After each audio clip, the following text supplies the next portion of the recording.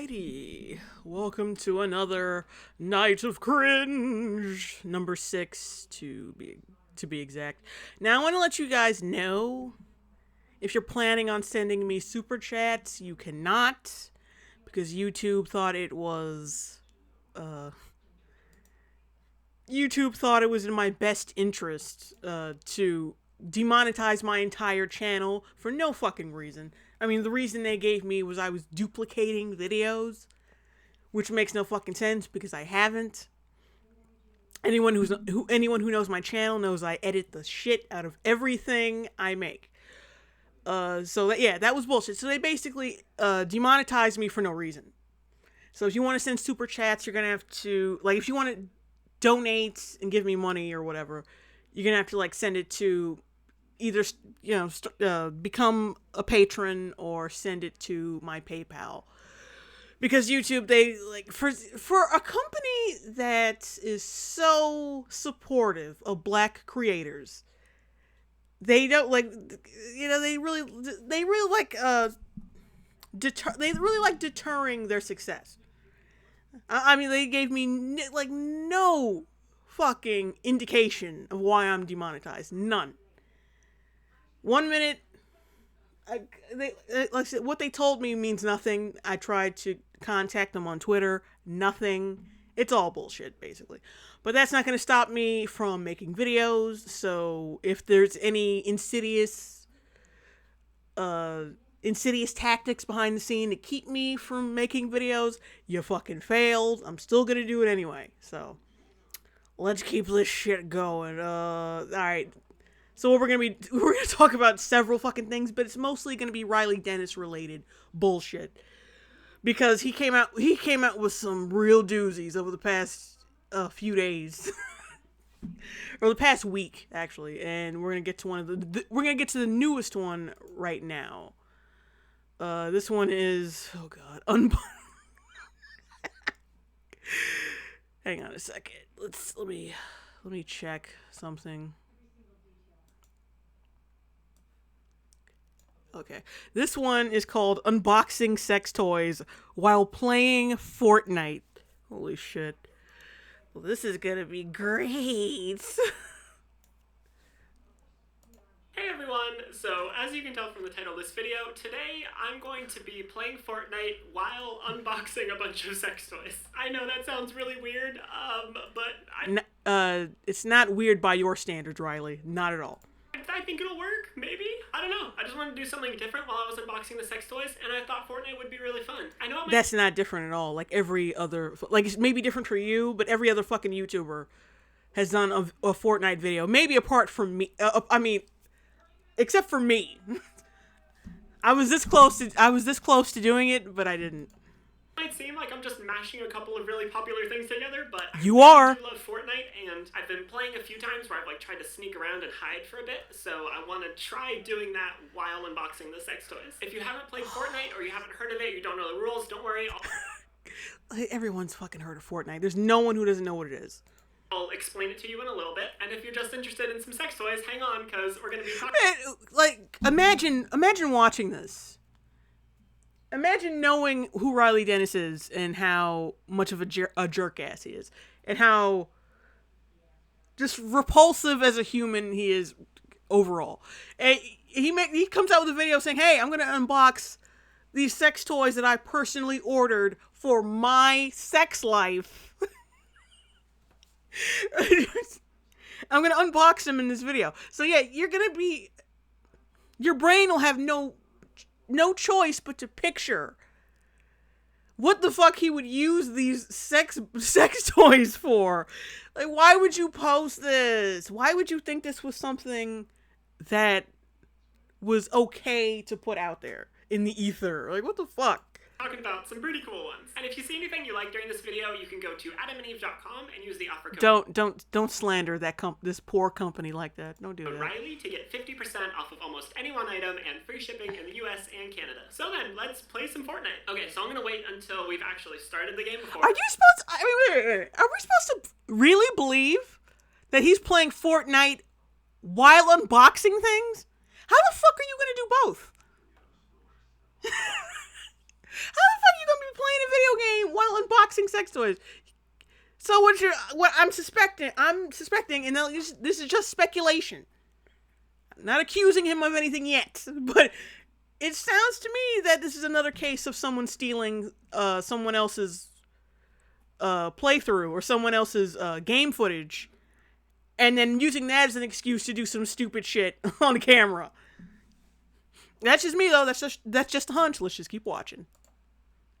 I start unboxing things because I feel like that would be cheating. So in the meantime, let me explain the rules. Fortnite is super popular, so you might already know about this, but I just gotta explain it for those who don't. Basically, 100 people are dropped onto an island, and the last one alive wins. So it's a shooter game, and you try to kill other people so that you can live. But I think for this game, I'm gonna try not to fight other people, and I'm just gonna try to hide. Because I think that might be my best chance at being able to unbox these sex toys at the same time. And you know the ironic thing, that's exactly what Riley does off camera. Like, he just hides from other people so he can do cringy shit without interruption. That's a metaphor for his entire career on YouTube. Just because I need two hands to be able to fight people, and I need hands to be able to unbox the sex toys. So my plan is to go like as far away from everyone as I can to like the corner of the map and just hide there for a little bit. Alright, let's get gliding. I will start looking at the sex toys as soon as we hit the ground. I feel like it just wouldn't be fair to start while we're skydiving, you know? Because like obviously I'm fine up here. Alright, I think I'm going to head to that little building all the way over there and just really hope that no one else has gone all the way up here.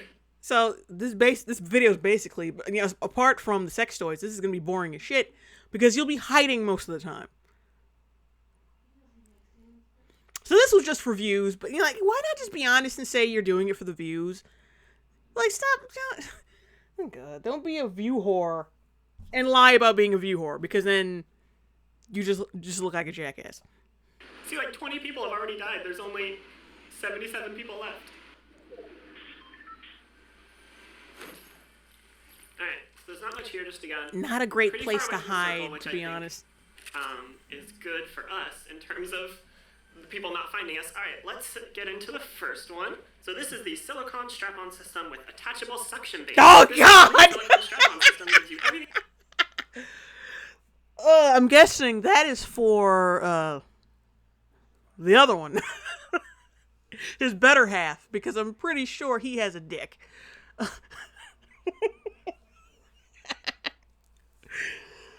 Oh, not a good idea, Riley. Let me see. Let's look at the metrics. I can't believe the dislikes are that low.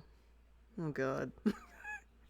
Suction and strap-ons. Let me rewind that a little bit. Let's go back. Let's go back a bit. Is good for us in terms of the people not finding us. All right, let's get into the first one. So this is the silicone strap-on system with attachable suction base. This complete silicone strap-on system gives you everything you need for strap-on play in the most luxuriously smooth, durable material imaginable. Adjust the straps to your body, twist the dildo into place at the center of the harness, and enjoy the no-chafe feeling of pure silicone against your skin. Honestly, it looks great. Let's get in here. It's like we have the little suction base part. We have the strap part. It's all, it's made out of like a really smooth silicone. Why are you doing this? Never do personal shit like this online.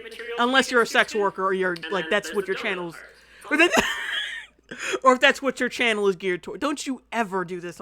Because like, Riley's the same kind of person who says like, this stuff isn't your business. My life isn't your business. And then what does he do? He puts his fucking life, makes his life everyone else's fucking business. And he wonders why people find him just annoying. Like, oh God. Oh. I'm gonna look at the chat right quick. It's already a little too much too soon. Yeah, Gabe the Samurai says, Fortnite sucks. Oh.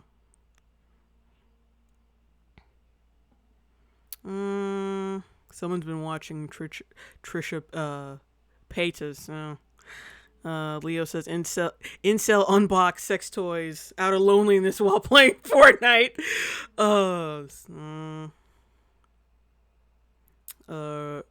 Rumia's Realm says, unboxing sex toys on camera is fine, but doing it while playing Fortnite, that's just too far.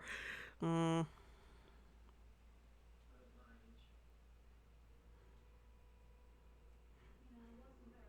2 people says he's probably gonna cry.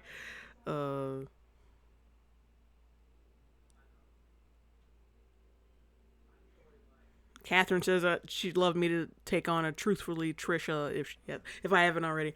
Yeah, I haven't, but I don't know. I just those types of YouTubers I try to stay away from. I mean, I did one Lele Pons video, but I'm really selective when it comes to people to roast. Like most of the time when they're self-aware, it's just not fun.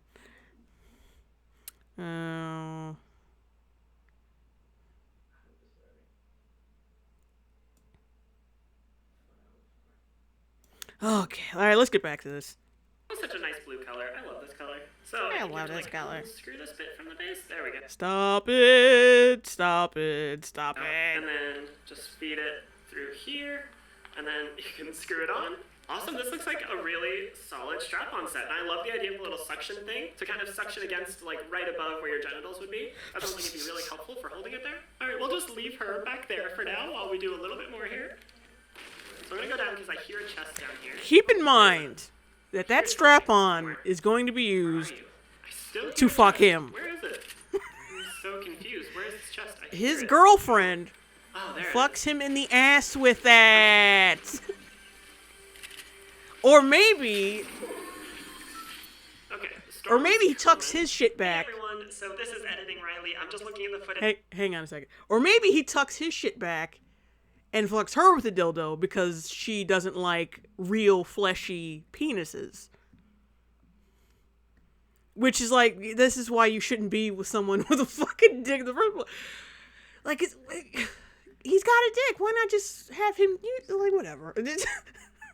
Their relationship is so fucking backwards. Anyway. Now, and I saw that some of the footage from my Switch capture card got corrupted, so it's all weird. Or maybe you were losing and was embarrassed. Or that wasn't your gameplay footage. I don't know. I'll insert a clip of that right here, but basically it's not usable, so I'm just going to explain what happened over the next couple minutes. Basically, I was trying to run, and then I got caught in the storm. It did some damage to me, but then I made it out of the storm. So I'm a little bit injured, but we're doing okay, and it's still going on. All right, back to the video. Okay, so I made it out of the storm safely. That was really pointless. You didn't need to say that. Just, like, edit around it. Because you were right back to where... You're right back to playing it anyway. And I'm gonna stand here for a second while like playing Fortnite is not that important. Try to look at one more toy. This one is the Cyber Skin Stealth Stroker. Actually, I think I have featured this in a video before, but it is still really cool. So, Stroker. Which basically means that you like hold this part and you can put your penis in over here, and it has this little suction cup bit, so you can like suction cup it to the side of the wall, like in your shower or something. And Christ, Jesus Christ. And then you have like the hole there. That's where you would put your junk, and then the other end comes your out, junk. so you can take out like this soft squishy bit and clean it. Shit. Oh, the storm's moving again. Okay, here we go. All right, nope, get out of the storm. Get out of the storm. Okay, whoops. Oh. Maybe I should have landed closer to the center. But yeah, basically, this is a really cool stroker if you have a penis. I have it set to auto run right now, so. Oh, there's these little like. Just a waste of penis. Where you, like, have different gravity. He's a giant waste of penis. Try and take some potions right now before the storm comes. I have these like spiky boys you see in the corner. This green thing. I can deploy them. If I'm like inside a building, I can put them like on ceilings or walls or something, and they'll kill anyone who walks by. Oh, crap. I mean, and this does seem interesting considering like he's really shelling out. He's really shilling his Patreon now. So like, yeah, this video is done purely for views. Like sex plus Fortnite, of course he's gonna get views off this. Why not just say you're doing it for views because you're already shilling your Patreon? Just be honest. Like, oh, I just want to do something crazy while I'm like unboxing these sex toys, Fortnite, and sex toys. Just make sure the algorithm gets all that. People over there. So it'd be really good if I could get inside a building and protect myself with those. I just really hope that person doesn't see me because they could kill me right now. Oh, I think I'm getting sniped, is what's happening. Ooh, okay, bush. I need to find something a little more cringy than this. Oh, wait. Oh, this is not a great bush. Let's go somewhere. Let's go to where he starts. Swedish, and I think the A with the 2 dots is gloss. Hand blown, handmade, handcrafted glass, one at a time. Hand blown. I get it. Oh, it's wrapped in so much protection. Always use protection. This is looking like it's gonna be a very pretty dildo, and I'm excited. Oh my god, it is so pretty. Look at that. Look at that beautiful purple color. It's a fucking dildo, dude. It's so pretty. Like, half the time you're not even gonna be seeing it. Can it focus on it? There you go. Look at that. It's focusing on. Oh, there it goes. Wow. This is just so cool and so nice. It's made of glass. Got a nice little curve to it. All these little. I always thought that was dangerous. Fucking with a glass dildo. That's just me. Every time I would picture that, it would always end up with a lot of blood and scars. Ridges? Oh my gosh. I love this. No, focus on the thing. There you go. Oh, that is so cool. This is so pretty. I honestly just want to use this as decoration. Like, hang we know what it looks like. Put it away, you jackass. We gotta move again because the storm is gonna kill us. But there's so many people around. Oh, there's people right there. That's not good. We're kind of pinned down right now. I'm a little worried.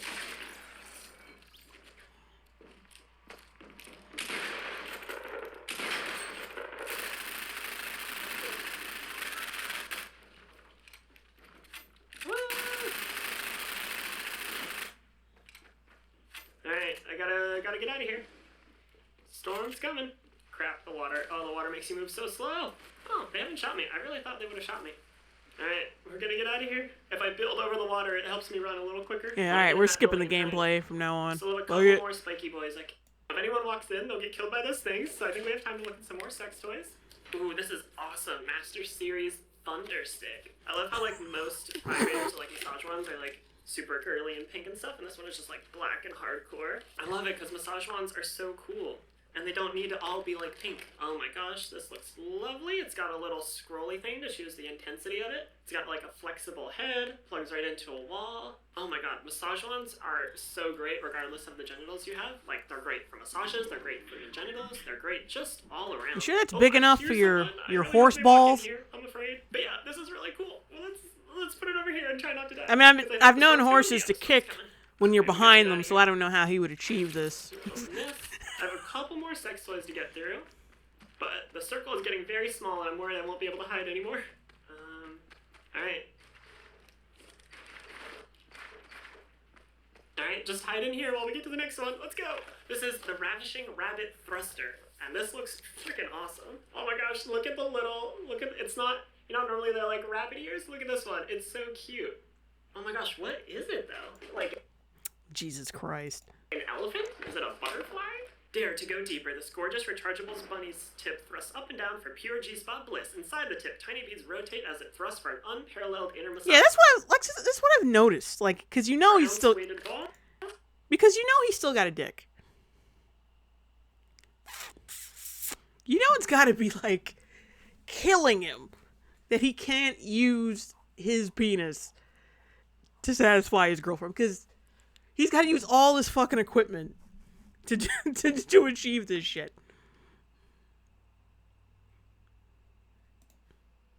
Yeah, so this basically would, like, go around the base of your penis and go down here, and then it kind of holds it down. If that's what you're into, this seems like a really nice, useful thing for it. It's, like, pretty heavy. Like, it's surprisingly heavy for how small this thing is, so it would, like, it'd definitely be putting some pressure on you. And lastly, let's see if we can finish this before these two people kill each other. This is the Screaming O Rub It Finger Vibe with Deep Rumbling Vibrations. Get out of the packaging. Come on, before they kill each other. No.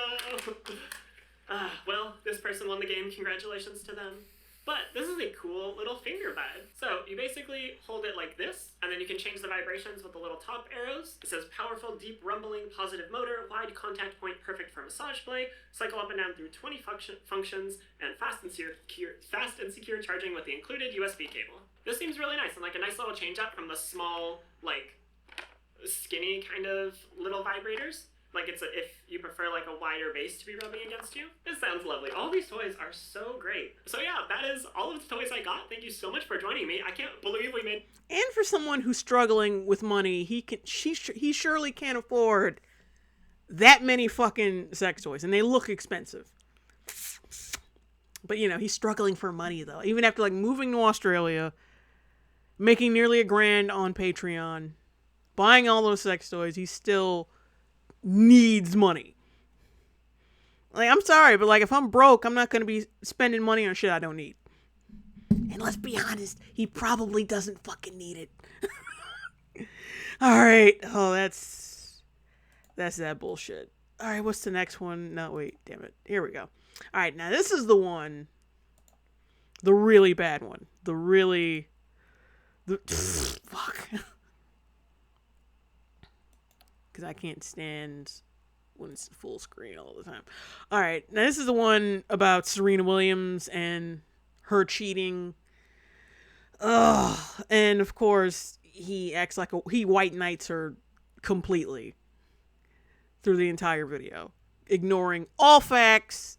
So let's get to it. Hey everyone, as you can tell from the title, today we're talking about Serena Williams and the recent controversy surrounding her tennis match at the US Open final. I'm sure a lot of you don't watch tennis or particularly care about sports, but I promise you this has implications that go way beyond tennis.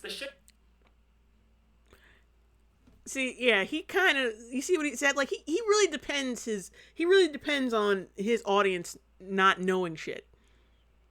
Like, yeah, I know you don't watch tennis, you probably haven't paid attention to this shit, but I'm going to tell you what to think about it and expect you not to, have a brain and look up the regulations of tennis and find out exactly what Serena Williams did wrong.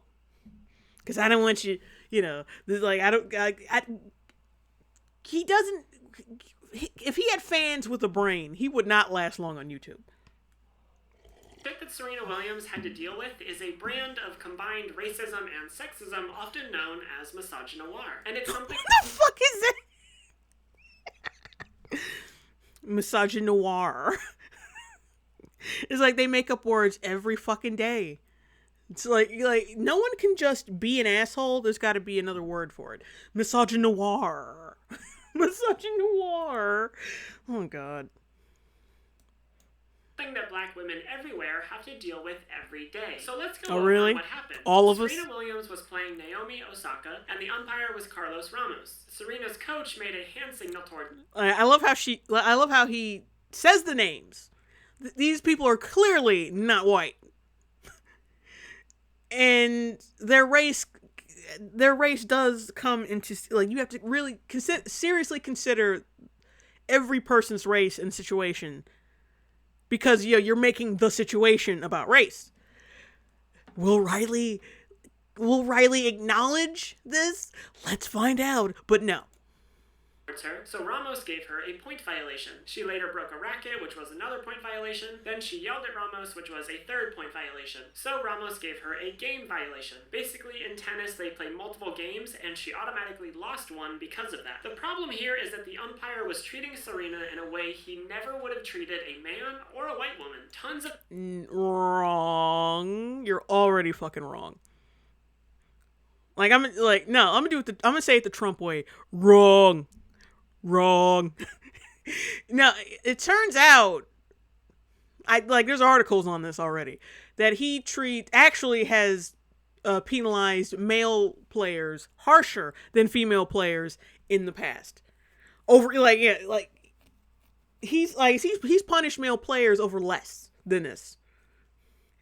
But it's not like that's fucking relevant anyway, because you laid out everything Serena Williams did to deserve that loss, or to deserve that penalization.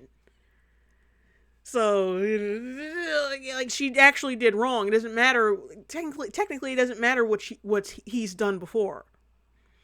What matters is what she did that day, and if she did something to deserve her punishment, and she did.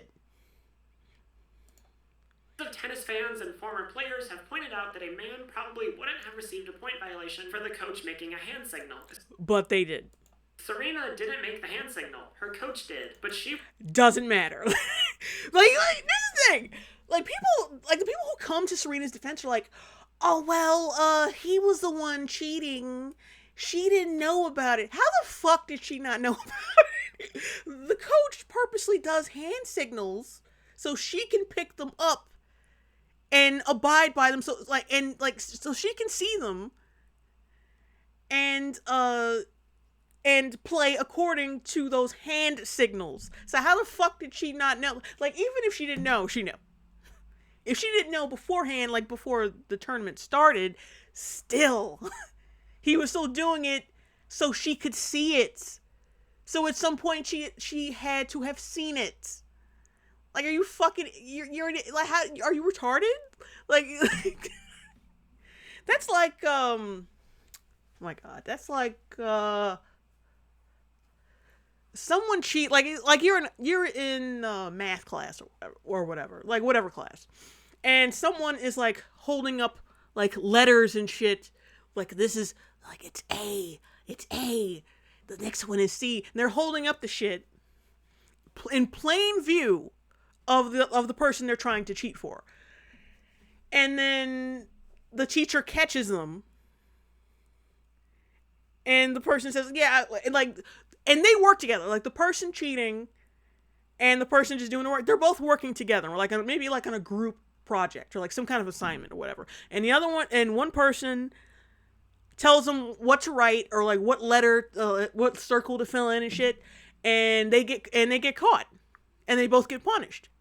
You cannot turn around and say, oh, well, the person didn't know about it because they didn't see it. That's bullshit. If they were in plain view and they were working together, then, yeah, look, how the fuck? That doesn't make any sense. She had to have had some idea beforehand. They had to have planned this shit beforehand. Like, how the fuck you gonna, like, the person has to see the cheats in order for you to help them cheat, and she had to have seen it. What he see? So like you helped her cheat, and you risked her not seeing your hand gestures. That's pretty dumb.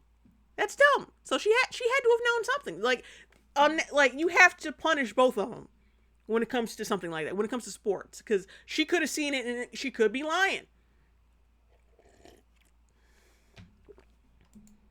She was penalized for it, and on top of that, the umpire accused her of cheating. So she understandably got angry because she wasn't cheating, and she knew she wasn't cheating. And yet she was. She was cheating because the fucking coach was cheating. It doesn't matter what she says. You can't, because because you don't know if she knew beforehand. So you, like, to be safe, you got to punish them both, or her, because that's her fucking coach, and he was holding up hand signals in the audience on the off chance she would see it, and she couldn't possibly have not seen it. That's her fucking coach. I'm sure they talk to each other in between matches and shit. You tell me she didn't see that shit? Come on. This umpire was calling into question her character and integrity, and then she was penalized for breaking a racket and yelling at the umpire, both things that men and white women regularly do without receiving point violations. Bullshit! Like, Drunken Uncle and Toon have already done videos on this shit, and they've got, like, they brought the receipts, of course. They've shown footage of the male players doing shit while in a rage and breaking rackets, throwing shit, and they show, like, of course, that they got penalized for that shit. So of course that's not fucking true. You're a liar, Riley. You're a fucking liar. See, that's the benefit of having really stupid subscribers, that you can say anything and they'll believe it. There's a really strong argument to be made that had she been a man or a white woman, the umpire would not have given her a game penalty. In fact, here's the video of men losing their shit at umpires. I'm just gonna leave that over here in the corner. I'm just gonna show footage of them losing their shit, but I'm not gonna show any data excuse me, or any proof that they didn't get that they didn't get penalized for this shit. I'm just gonna show footage because he really thought he killed it. Like, here's footage, and I'm just gonna leave it playing so you can see the misogyny and the misogynoir behind tennis, bitch. It's like, but like I said, other YouTubers have proved that you're an idiot. Like, oh god, like, how do you expect people to not figure out that you are full of shit? I don't get it. I couldn't live on that kind of delusion at all. I couldn't be that scummy. I'm sorry. Corner to play while we keep talking. Former pro tennis player James Blake came to Serena's defense, saying that he said... Oh, and I think John McEnroe got charged like over $500,000 for all the violations for like 20 years of his career. And you would know that if you did any research. Forced to umpires and not been penalized for it. One person on Twitter compiled a list of times that Ramos, the umpire, didn't penalize men and white women for yelling at him. They found 11 examples of it. I mean, look at all of this. How much more evidence do you need that Serena was treated unfairly? The thing I keep seeing Serena was treated receiving time violation, no point or game penalty. Nadal threatens Ramos here after receiving a time violation, no point or game penalty followed.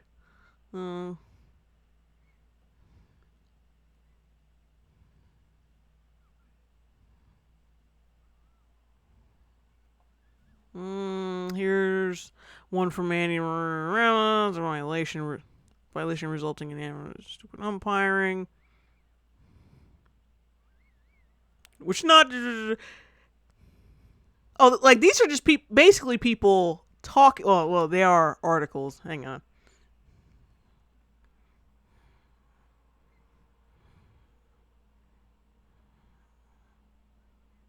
So basically, I could find... Well, hold on. Let's see if he has these articles.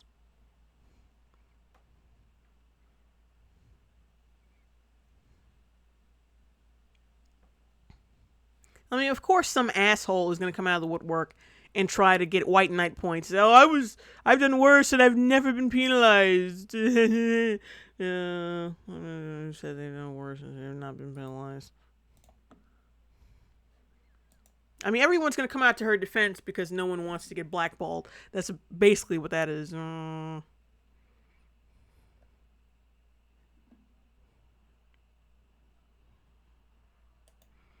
Let's read one of these and see how accurate it is. A fuming Novak Djokovic. Oh, I did kind of say that right. Novak Djokovic accused the chair umpire of double standards before advancing to his first Wimbledon semifinal in 3 years with a 4-set dispatch of Kai Nishikori. The 3-time champion's emotions boiled over on several occasions in a spicy 6-3, 3-6, 6-2 quarterfinal victory over Japan. Had to overcome a series of rows with Carlos Ramos to book a date on Friday with Argentina. So wait a minute, this one is just double. So basically, he yelled at him and accused him of double standards. Okay, did he break? Well, it goes on. Okay.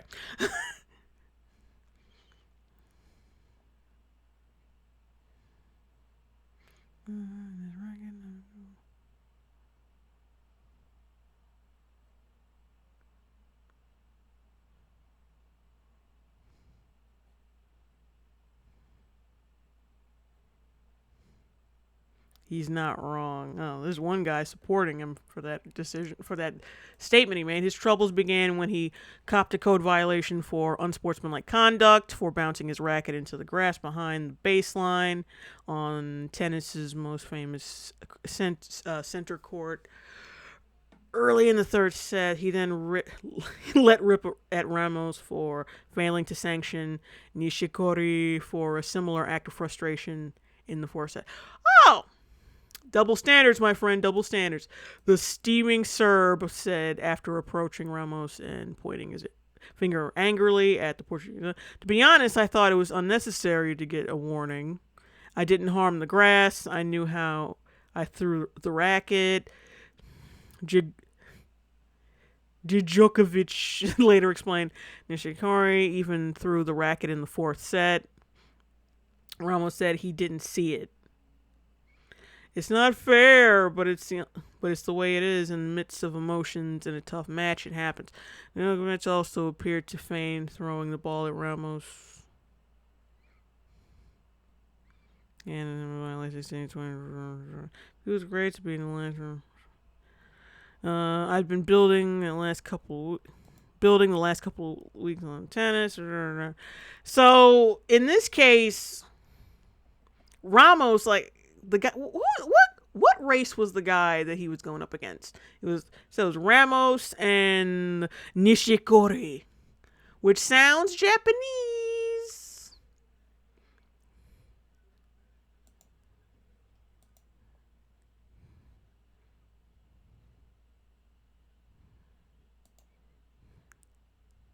Unfortunately, hang on. Let me look up the guy. Get his name. Fuck. But I'm pretty sure that guy's Japanese. And he penalized the white guy, the white Russian guy, over the Japanese guy who did the exact same thing. You see what I'm saying? Like, there's so much shit that you have to take into account. Like, you just, this guy wasn't penalized enough. But then the Japanese guy he was playing against wasn't penalized either. And he was Japanese. Like, we want to talk about racism. See? The guy is clearly Japanese. We want to talk about racism and shit. See, that's the thing. They think racism, like, how sexism kind of overrides racism sometimes. And then sometimes racism overrides sexism. Like, which is it?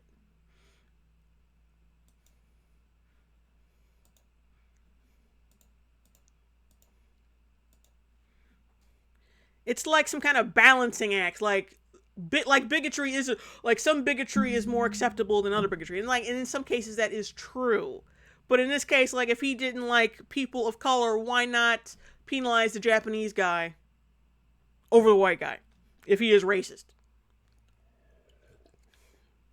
He just doesn't like black women. Like, the Spanish guy just doesn't like black women. Come on.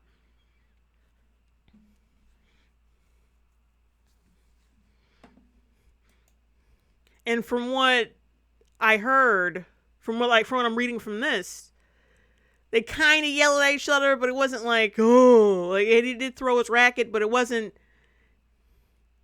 as serious as the Serena thing. Because she has a history of getting pissed off about bullshit. It's not like with McEnroe. Like, no. It's not this guy, like, these. Well, that one I just read. It's not like with McEnroe when he went ballistic.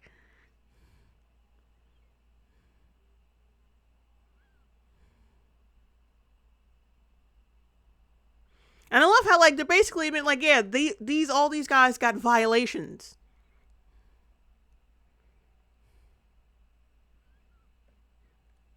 And didn't she get multiple violations before? Like, she got multiple violations, didn't she? Before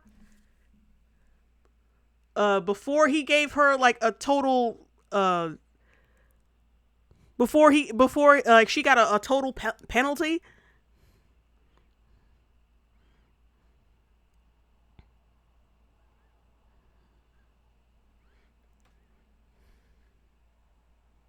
Because I'm betting, like, they only went nuts once.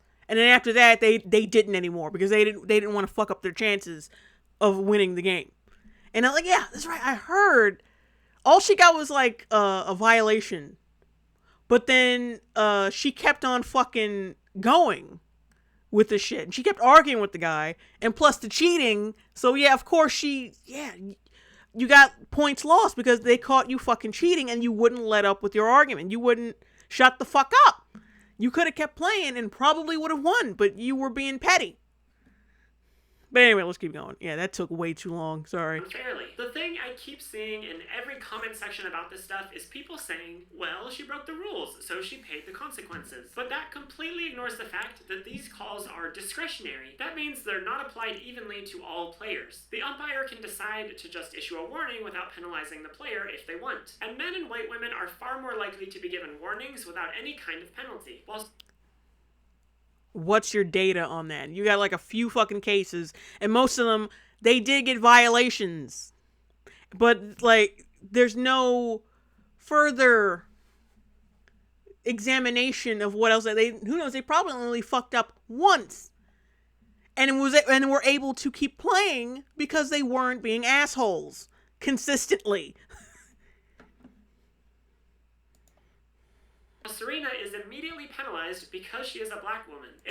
It's not because she was a black woman. It's because she was being a little shit. If everyone was held to the same standard, you could maybe try and make the argument that what happened to her was fair. But the fact is that people are held to vastly different standards based on both their race and their gender. And in Serena's case, she faces discrimination on both fronts. But I think it's also... So what? She's supposed to just get off scot-free because, well... You darkies have had it hard, so, you know, I just can't, I have to let you win, I'm sorry. This reminds me of that fucking, it reminds me of something, Jonah Hill yelled out in 22 Jump Street, like, because the guy's some water, he's black, he's been through a lot. Like, yeah, that's basically what you're saying. You want people to treat her differently because she's black, because she's treated differently because she's black. You are combating racism with more racism. You know? And plus, like, you have to keep this strictly focused on this game, on this tournament. You have to keep it between the two players. So you got Serena. And then who was she playing against? A half Haitian, half Japanese woman. Yeah, but see, that's not, you can't compare how these two women were treated because they're both of color and they're both women. So you got to bring up some other shit that ain't got nothing to do with this situation. Like, it's an A and B situation. You going out and finding C, D, E, F, G... so you can make your little discrimination, racism claim work. And it ain't fucking happening. You can't, like, oh, some shit he did like a couple years ago, a couple months ago. That ain't got nothing to do with that tournament, the shit that happened that day. Also important to remember that Serena's anger wasn't out of nowhere. She's been dealing with misogynoir throughout her entire... Fuck you. Fuck it. Oh, she's been dealing with misogynoir her entire life. That means she gets to verbally abuse people and get angry on the out of nowhere because someone in the past may have called her the N-word. Maybe, I don't know. That's not how that works. You don't get to treat people like shit because you've had a hard life or because people have treated you like dirt in the past. That's not how that works. It ain't how it works. You gotta be a fucking adult. You gotta be a grown-up. And be better than... And you gotta be better than how people treat you. Like, because otherwise, why the fuck should anyone give a shit about you? Career. That anger must have been building for years. It wasn't just about this call. Her whole life she's faced discrimination because she's a black woman. And I can't imagine how frustrating it must be to go through that for so long and to still have such bullshit happening in the US Open final. We only see the anger in that moment, but we don't see all the shit that's happened to her over the years that led up. Because over the years does not fucking have anything to do with now. Unless all those motherfuckers who mistreated her were on that court playing with her, it has nothing to fucking do with that game. Stop bringing up old, like people said, anyone, like in the immortal words of everyone who's ever said this, stop bringing up old shit. To it. I think her anger was completely justified. I've seen so many people online, especially white people, who are just happy to file her under the angry black woman trope and move on. But if you're not a black woman, you don't understand what she's had to go through. Well, I'm a black woman and I'm saying that she was a fucking brat. And she should take responsibility for her actions. And stop pulling out that fucking feminist black woman card every time someone says boo to you. Like, stop it. Because in my opinion, like, yeah, she was probably slacking. She wasn't ready for that fucking tournament, so she resulted to cheating. And then as soon as someone fucking called her out on it, she was like, feminism, I'm black, blah, blah, blah. You can't do this to me, because it worked. Hey, it worked before.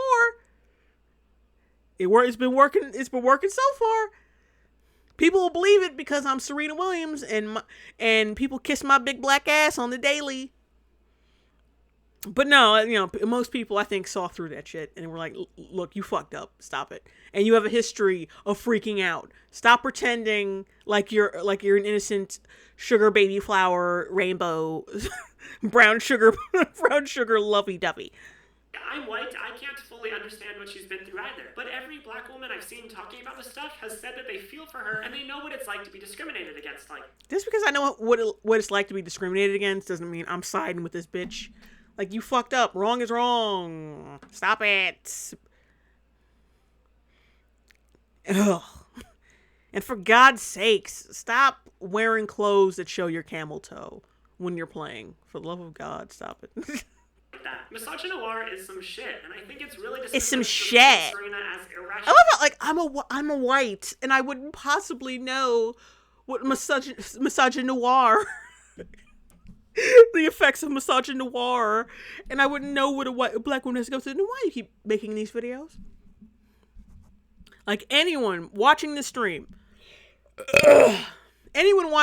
excuse me, who is subscribed to Riley Dennis unironically and hangs on to every fucking word he says, just ask yourself this: if he keeps saying, I don't know what it's like to be black, I don't know about black struggle, I'm an idiot, I'm a stupid fucking white person. Now, would you believe anything he has to say after that? No, because like he said, he's white. He doesn't know what the fuck he's talking about, right? He's white. So why the hell? So why are you dropping likes on his fucking videos when he's completely inconsistent with his views? Like, come on. Use your fucking think, McFly, think. Angry without even bothering to engage with the idea that she may have been treated differently because of her race and gender. Men and white women are allowed to be angry, but black women just aren't given that same space for anger. So what? Just all men and white women. It doesn't matter what race the man is. It's just for some reason gender overrides race. For some fucking reason. Like, if it was a white guy and he penalized Serena over a black dude, people would still like, well, that's just sexism. It's not racism. Like, he is still racist but only against black women for some reason, because even though people used to be more racist against black men than black women, he's more racist against black women because we're just making this shit as we go, we're making this shit up as we go along. What happened in the game was a mess, but the aftermath in the media has been even worse. News outlets have been describing Serena as having a meltdown when they say that men who do a similar thing are just having an argument. An Australian cartoonist drew this... It was a fucking meltdown. Because she was being a brat. Hold on, let me go back to where those articles came from. Oh, the New York Post. An argument. An Australian cartoonist... Like, it's still a meltdown. It's a fucking meltdown. She was having a meltdown because everyone knew, even the people who support her, like some of the people who support her know that she was wrong. Drew this super racist depiction of Serena and even turned Naomi Osaka into a blonde white woman for some reason. And I've been seeing hot take after hot take of people saying that her behavior was unacceptable and mean and all sorts. I think turning her into a blonde white woman was strategic because she was, like I said, she was crying racism for some reason, even though the Osaka chick is half Haitian and half Japanese. So I'm guessing turning her into a white woman is like, she's crying and bitching and moaning like she's competing against a white woman. Like, how is this racist at all when her opponent is Japanese and Haitian? She's whining like there's actual racism going down, like a white woman is being favored over her when it's not. I think that's what he meant when the guy drew that. I think that's what, I don't know, could be wrong, but that's what I'm reading into it. sorts of shit without acknowledging how unfairly she was treated. People want to believe that rules are all enforced evenly and that the umpire always makes the right call. But racism, sexism, misogynoir, those deeply misogynoir just disappear when you become an umpire. And for so many media outlets to dismiss her anger and to paint her as just an angry black woman is to contribute to the hatred against her. Even supposedly unbiased news articles I've seen have been giving so much more space and time to people defending the umpire than anyone defending Serena. It's because the umpire is right and she was wrong. I mean, like, how dare they listen to this Hispanic man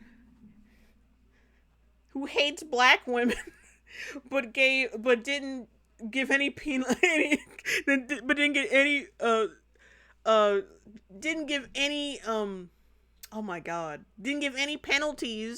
to the Japanese Haitian chick, because like they're thinking in terms of the context of the fucking match, and the match was not racist. Like, what his decisions during the match were not racist or sexist, because they are both women, they are both of color. You cannot bring up shit from the past in reference to this current match. That's stupid. Just so sad to watch. Serena didn't deserve any of this. She deserved the right to a fair game, and given the bullshit she did deserve it. She fucking deserved the umpire put her through, she deserved the right to be angry. Had she been a man what he put her through, like, look, what, all she has to do is pay, like, what, $10,000 in penalties? And what is she worth, like, hundreds of millions of fucking dollars? Fuck, cry me a fucking river. She has to pay, like, 10 grand out of her huge ass fucking $1 million money pile. Shut up. She's suffering.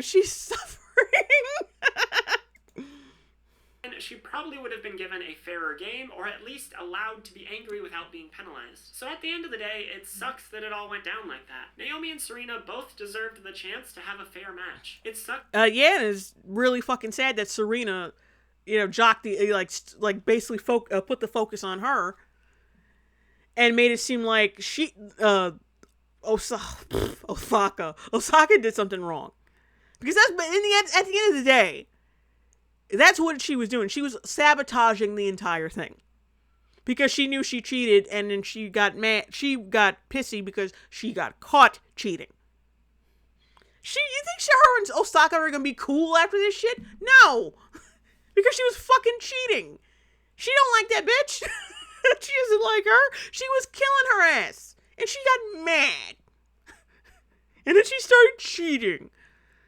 Like I said, don't think there's going to be any sister soldier unity going on between those two, because there's not.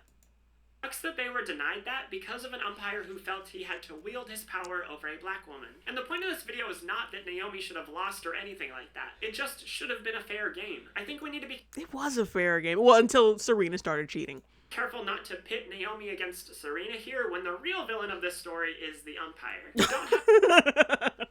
The real villain is the guy who called out the cheating, not the cheating bitch who tried to take the win away from a young hungry tennis player. No. Have to insult Naomi to defend Serena. And the media should be treating Serena way better than they currently are. The misogynoir is real here. They kiss her ass regardless. What the fuck are you talking about? The media should be treating her better. Like, you act like every fucking media outlet is Fox News or some shit. Like, you think they wouldn't kiss, like, yeah, that's their job, is to kiss her ass. Anyone like her, like anyone black, female, or like some kind of minority, like that's their job, to kiss their ass. It doesn't matter how mediocre they are. That's their job. And we need to acknowledge that. So I want to leave you with these words from Serena after the game. I just feel like the fact that I have to go through this is just an example for the next person that has emotions and that want to express themselves, and they want... Okay. Who has emotions and want to express themselves. Yeah, all those guys who are breaking their rackets and yelling at umpires and shit. Yeah, they were just expressing their emotions. Like, this is just total... vagina card. Like, this is like she knows she has a vagina. She knows the opportunities she can levy with it. She knows. Because, come on, like, yeah, would you say John McEnroe was expressing his emotions when he was breaking rackets and shit? No. want to be a strong woman, and they're going to be allowed to do that because of today. I'm Maybe a strong woman who's whining. She's had to go through a lot of shit, but hopefully things will get better if we can actually acknowledge what went wrong and listen to the black women who are telling us about the discrimination they face in professional tennis and in everyday life. I mean, in general, just fucking listen to black women. Anyway, that's all. Alright, can you listen to this black woman and stop fucking making videos before you do any research, please? And stop talking on behalf of us if you don't really care enough about doing these subjects justice. I mean, for Christ's sake. Ugh. Alright, next video. I can't stand you, you horse-faced asshole. Oh God, this is...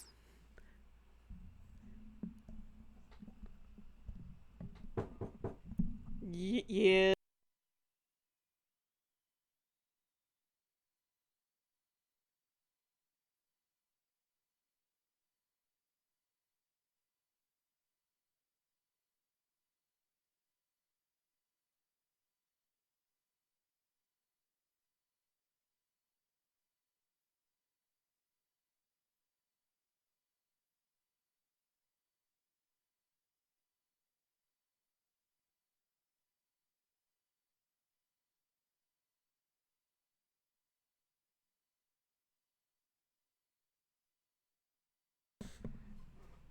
Alright, I'm back. I muted myself on purpose because my sister came in.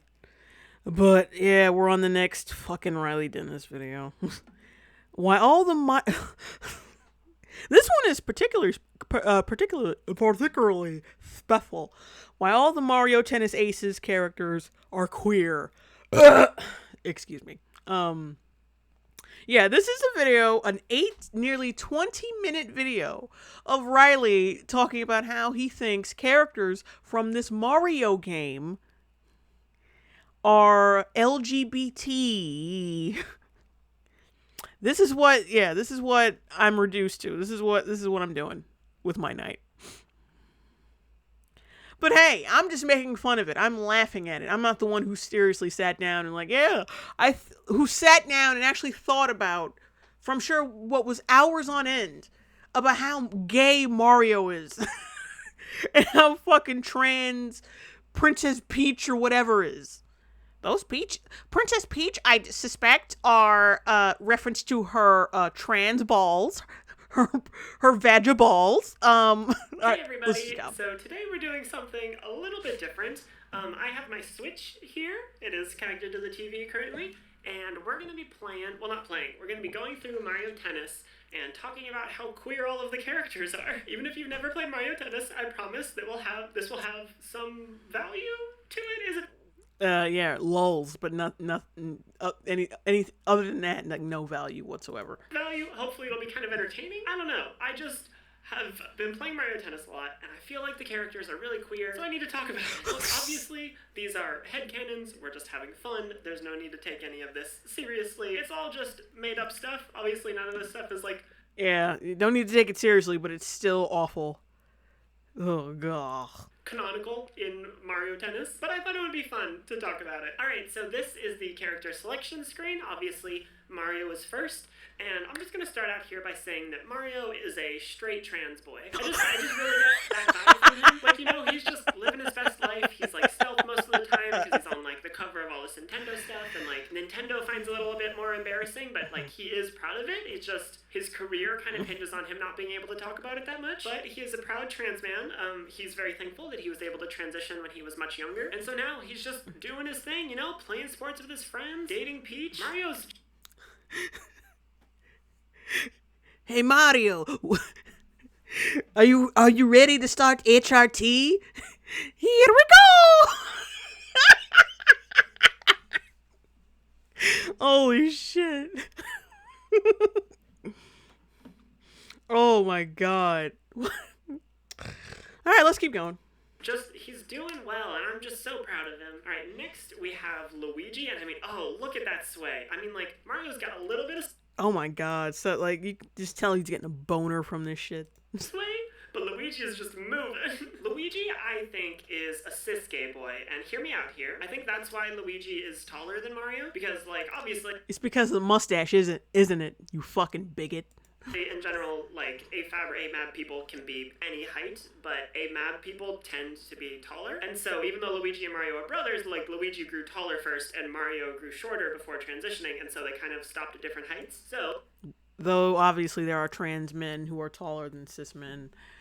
Your girl is generalizing here. Ugh. That is my rationale behind this, but also, I think Luigi is just, like, such a supportive, kind brother, you know? And he was just, like, he was very there for Mario during his transition. Oh my god. Oh. In celebration of his transness and, you know, and getting his surgery. Actually, no. A part of the surgery was...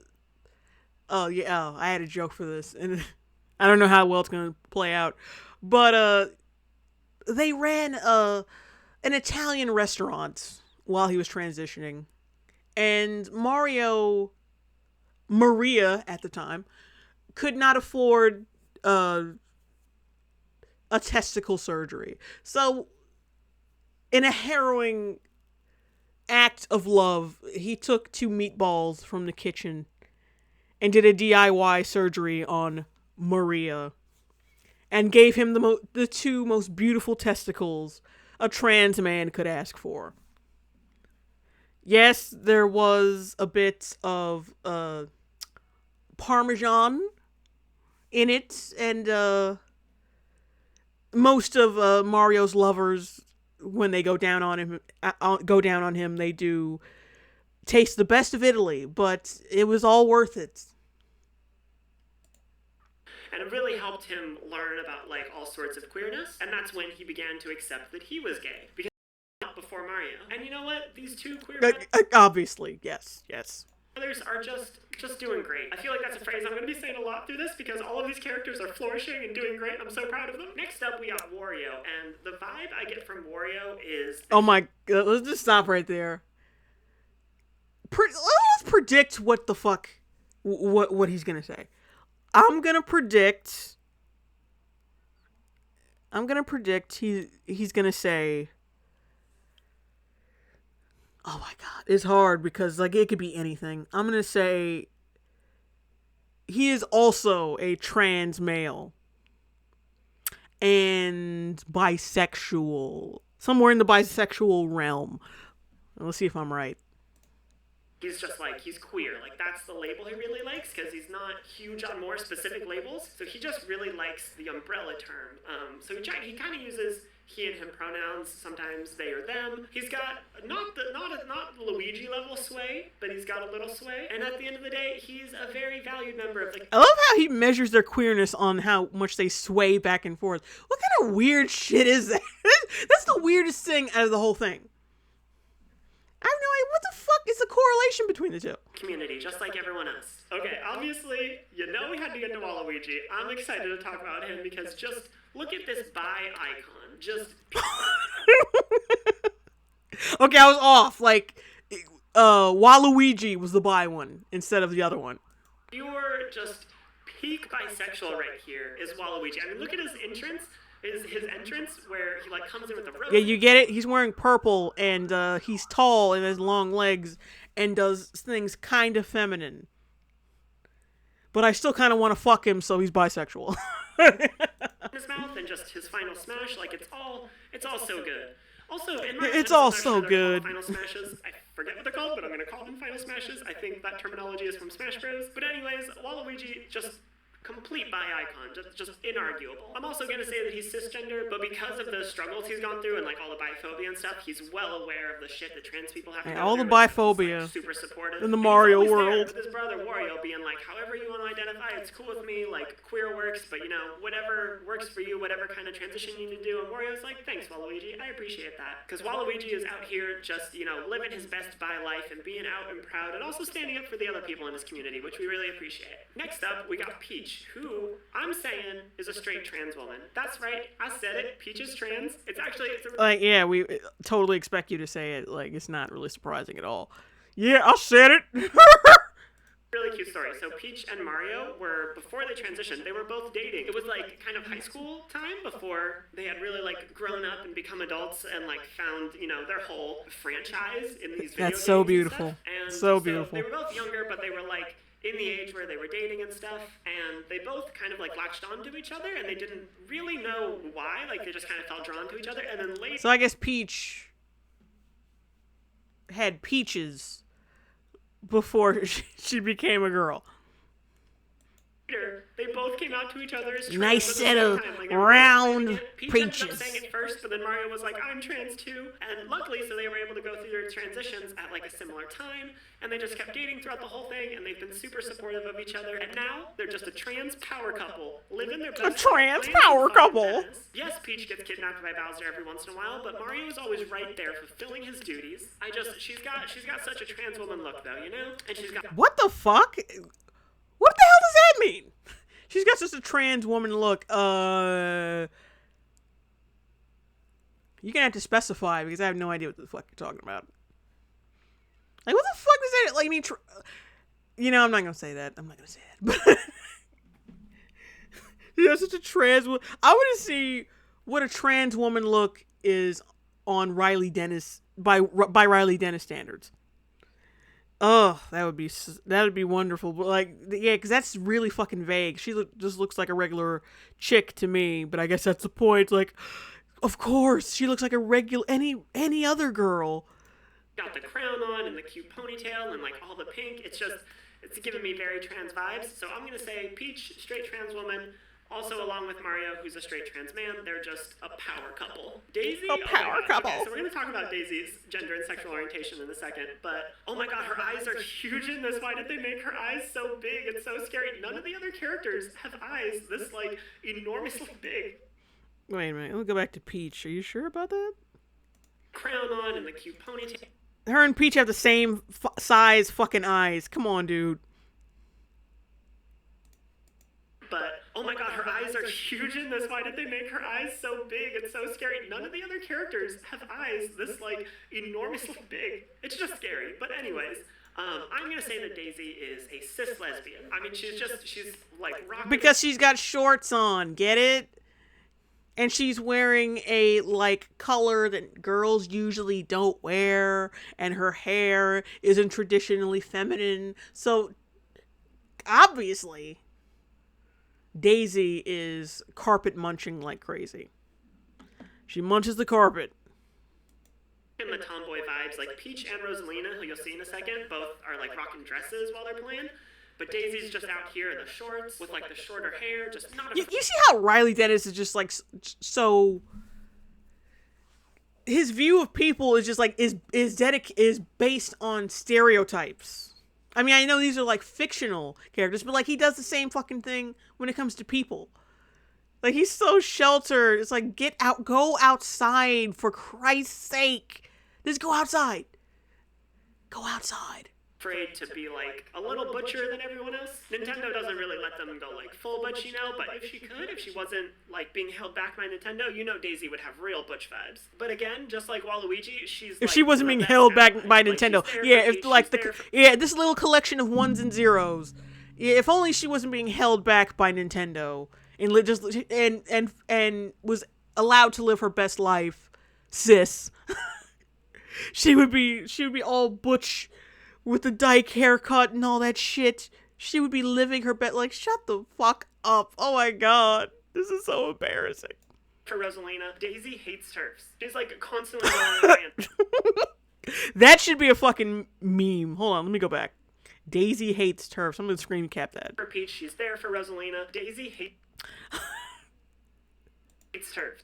Oh, wait, shit. Yeah, I fucked up. Because I want to get it right when the KO lines she's there up. For Rosalina. Daisy hates her.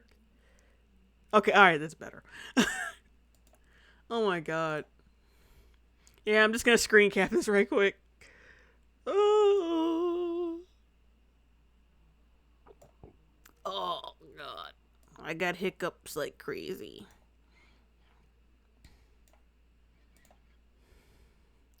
Alright, there we go. I just wanted to screen cap that. That was great. TERFs. She's like constantly going on rants about how terrible TERFs are, and she's just always standing up for other people in the community, and we stand Daisy hard. Next, we have Rosalina, who I think very clearly is a trans lesbian, and not just because she's the character that I always play, but also because she's just... Yeah, it is. That's exactly why. Like, stop it.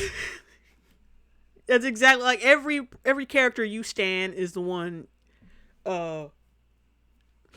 that you project yourself onto. It's like, you're no different from most people in a fandom with self-insert characters. You weirdo. She's so regal and magical. I mean, look at her. She's floating. Her, like, entrance is that she floats in. She has these little star pals that float around with her. Nobody has that kind of power except trans lesbians. That is a power reserved for very few. And yet, she is here. You will never be Rosalina. You just can't deny that she is a trans lesbian. She just, I don't know. I just want some, like, fucking, I want this, like, really regal guy with an accent to pop in and slap him upside the face and be like, you will never be Rosalina. You will never be Rosalina. Everything about Rosalina screams trans lesbian to me. And in fact, this is kind of on the DL, so keep it between us, but she had a thing with Daisy for a little while. And they're just friends now. You know, it was brief, but it was very nice. And they have a very nice relationship now and are very supportive of each other's future relationships. All right. Keep in mind that, like, this is like 20 minutes and, like, he actually... he sat down for hours to think about this. Like, he's been thinking about this for a long fucking time. That just shows you how much time he has on his hands right now. Go outside and get a fucking... Even I don't think about meaningless shit this much. Toad is here, and I'm going to say that Toad is both an NB, so they're non-binary, and they're ace-aro, so they're asexual and aromantic. And my reasoning for this is look at Toad's... Because he's not fucking human. Because he's not a fucking human person, you jackass. Entrance. Look at the different colors of toads. I don't think in Toad society there is our conceptions of gender. I think toads, instead of having a gender, they just have a color. So there's like a red toad and a yellow toad and a blue toad and stuff like that. No.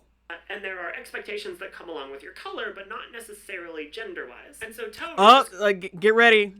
He's about to make it about race. He's about to make it about race. Watch. Kind of like an average toad from that society. A society in which gender isn't as big of a deal as it is in our, like, human society. And so Toad comes out here into our society and is like, what are you all talking about? What is all this gender stuff? Why is everyone attracted to people? What's happening? Toad is just here to have... Yeah, of course he thinks that's how asexuals work. I mean, like, I'm not gonna lie, there are some cringy asexuals, but holy shit, like, yeah. These are all based on his perceptions. That's one thing, I bet you anything, as like a psychiatrist could have a field day with his channel. And just add up everything, like, add it all up. He could do, like, an entire thesis on Riley Dennis and his warped fucking mind. Because this is how he sees people. Like, he even said himself, he doesn't get out much. He doesn't fucking talk to people because, yeah, if he did talk to different people other than people in his small social group, he'd probably have a seizure if he heard anything opposing his worldview. He doesn't do shit. Let's be real. Have a platonically good time and to not give a shit about gender. That is Toad's motto. Alright, so then I guess you're gonna need an explanation for Toadette. And so I'm saying she came from the same kind of Toad society where there's no gender anymore. I thought they didn't have gender, but like clearly this is a girl.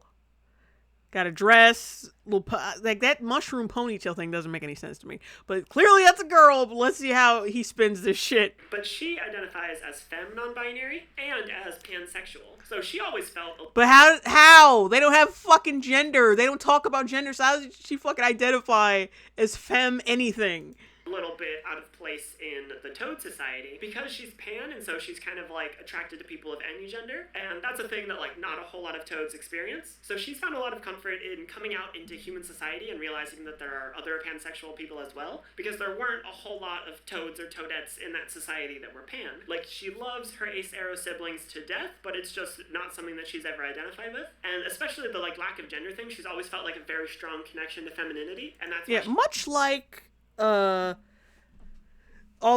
all like the special genders and the multi-genders and shit, like of course it's completely contradictory and makes no sense. So that's one thing that really reflects that really reflects real life. in his headcanons.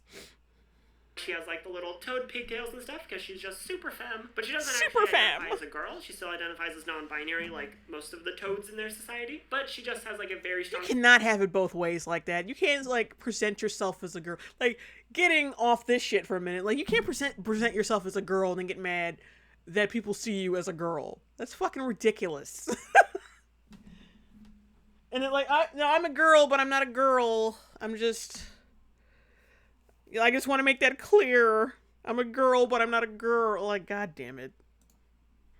Connection to femininity, and so the label she likes is femme, and she uses she, her, or they, them pronouns, in case you're wondering. Alright, next up is Bowser, and he's a bit of a doozy to talk about as the villain of the Mario series. I'm gonna say that Bowser is a cis gay man, but he's had a lot of internal... He's not a man, though. He's a fucking... What was he again? He's a snapping turtle. He's not a man. Like, expressed himself more femininely and was kind of open about being gay, and he was like punished. Oh, I get it. And like, so he's grown up like very jaded. I get it. He's gay because it looks like he has fetish gear on, because that's how that works.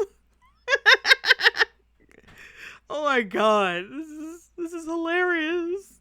And has always felt like he had to perform masculinity to like its most extreme, and so Bowser has kind of gotten a lot of those like hyper-masculine, kind of toxic masculinity traits in him, but he's working really hard to unlearn them. But he's still there. He's still in the process of working through it, and thankfully all of his friends in the Mario universe are very supportive, and they don't take shit from him, and they do stand up to him when he says stuff that is wrong, or mean, or hurtful, but they are helping him to, like, get through all of this at his own pace. And it's been very good for him. He's been learning a lot about himself, and just learning how to accept not only others better, but to accept himself better. So Bowser's just on a journey right now, and I think we should all root for him. Alright, Bowser Jr. is, I'm gonna say, a biromantic, asexual trans boy. I know that's a lot of labels, but look, I have explanations here. Basically, you see that bib? And sometimes people have a lot of labels, and that's okay.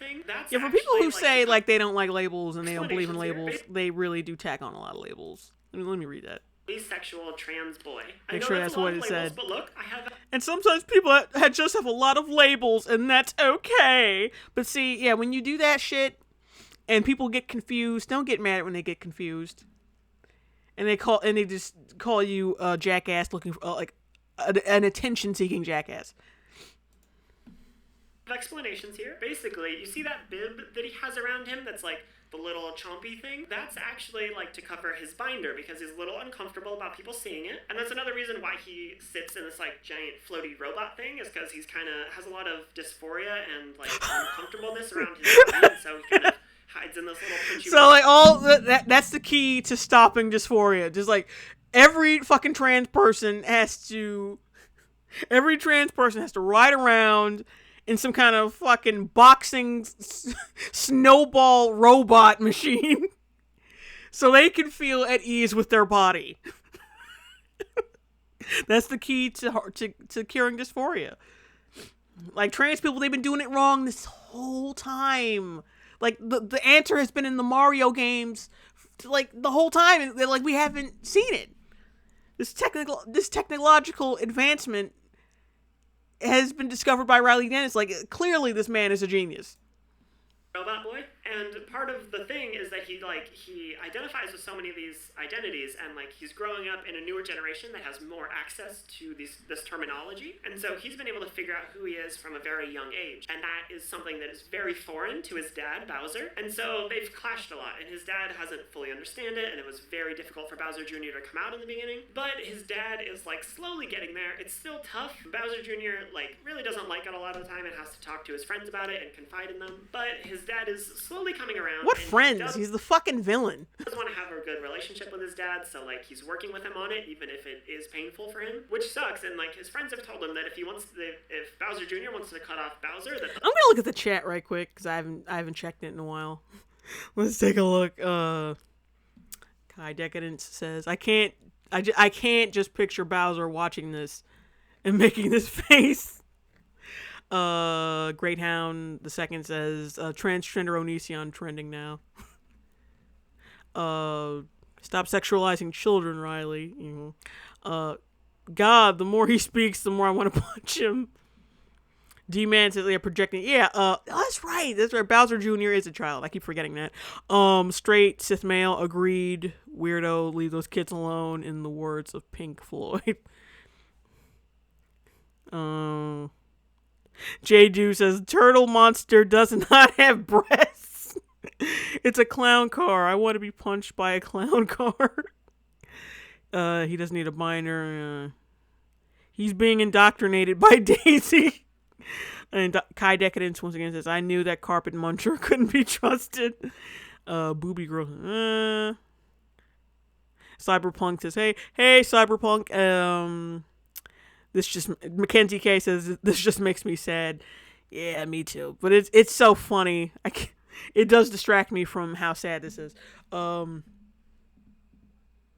Toasted Network says, who do you hate more, Riley Dennis or Hassan Piker? I don't even know who Hassan Piker is, but now that you mention him, I'm going to look him up. So.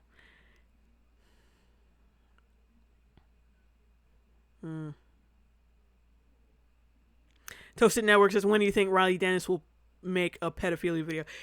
It's only a matter of time. It's only a matter of fucking time. I swear.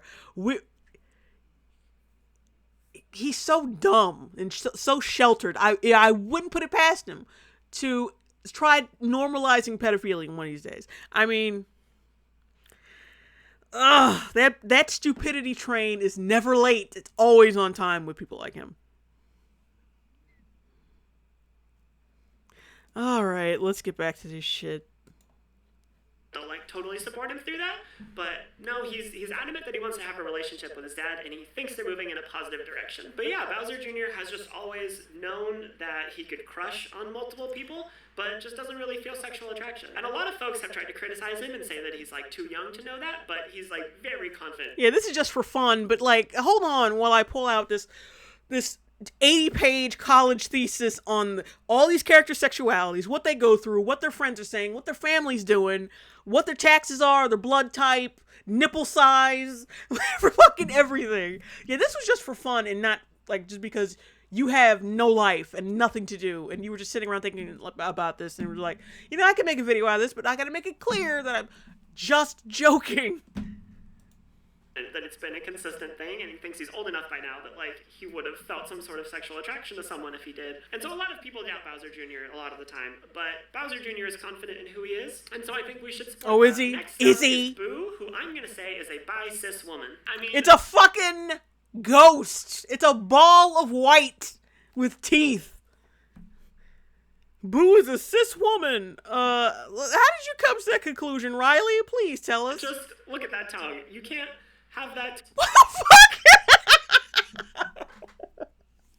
What?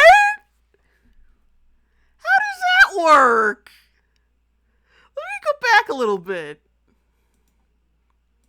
Just look at that tongue. You can't have that tongue and not be. He thought about fucking this ghost. He's thought about ghost fucking. He's thought about fucking that little ball of ghost, y'all. It's done. It's over.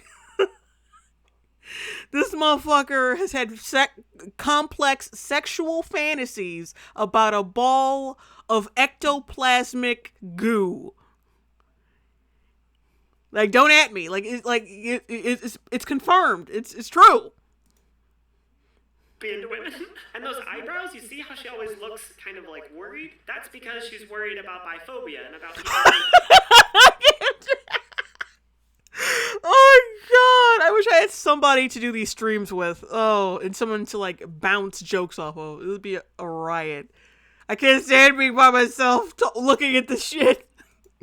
Thinking that if she's dating a man, that she's straight now. If she's dating a woman, that she's gay now. But that's not how it works. And so she's gotten this reputation for being kind of scary and spooky, but really, she's just standing up for herself and being like, no, regardless of who I'm dating, I'm still bi. So that is like Boo's eternal struggle. Next up is Yoshi, who I'm saying is a... Don't fuck with Yoshi. Please.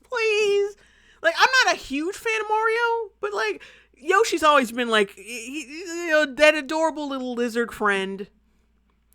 And I've always liked Yoshi, but like, please don't fuck with Yoshi. What the fuck? What is this troglodyte gonna say about Yoshi? A non-binary lesbian. I mean, just look at this. Non-binary lesbian.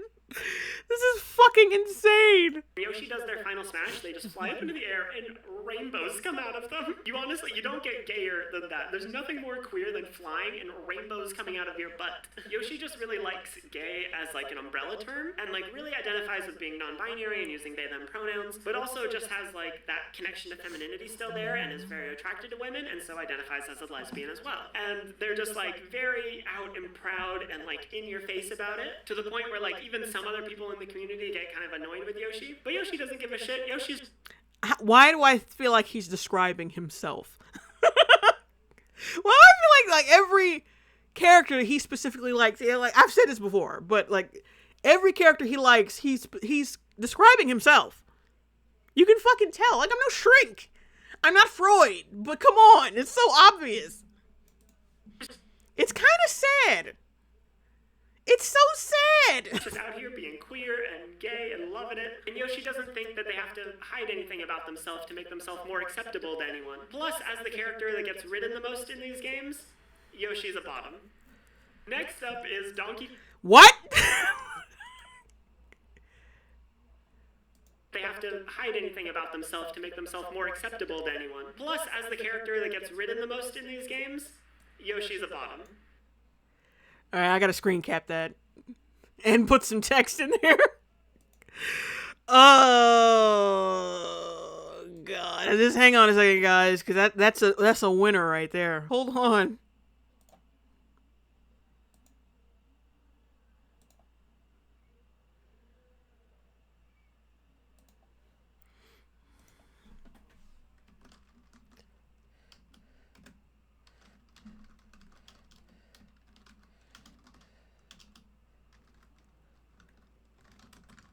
Oh my God, Yoshi is a bottom.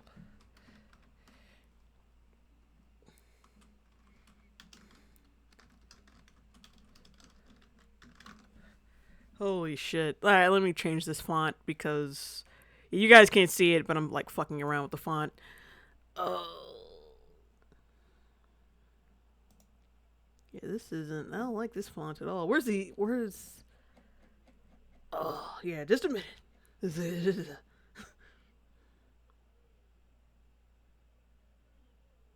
It's not in here? The fuck? Nah, I'll just use this one. There we go. Too bad I can't highlight it. Can't put like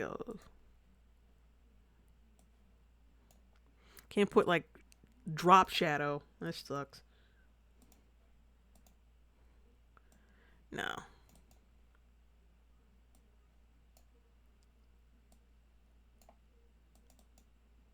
God damn it. Oh, holy shit.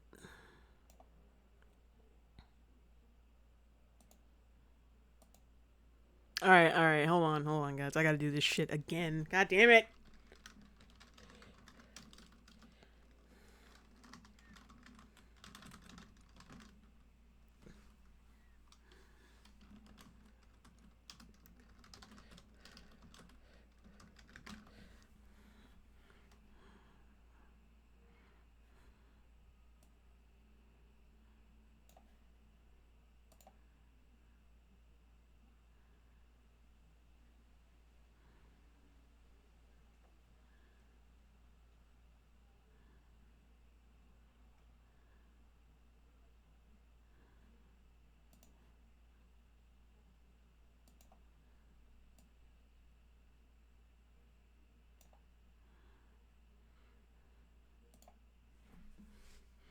Alright, okay. Sorry, guys. I had to memorialize. I had to memorialize that. Oh, that was awesome. Next up is Donkey Kong, who is definitely a gay trans man. I'm confident about this one. I just feel like Donkey Kong, he's really got that... He's a monkey. You monkey.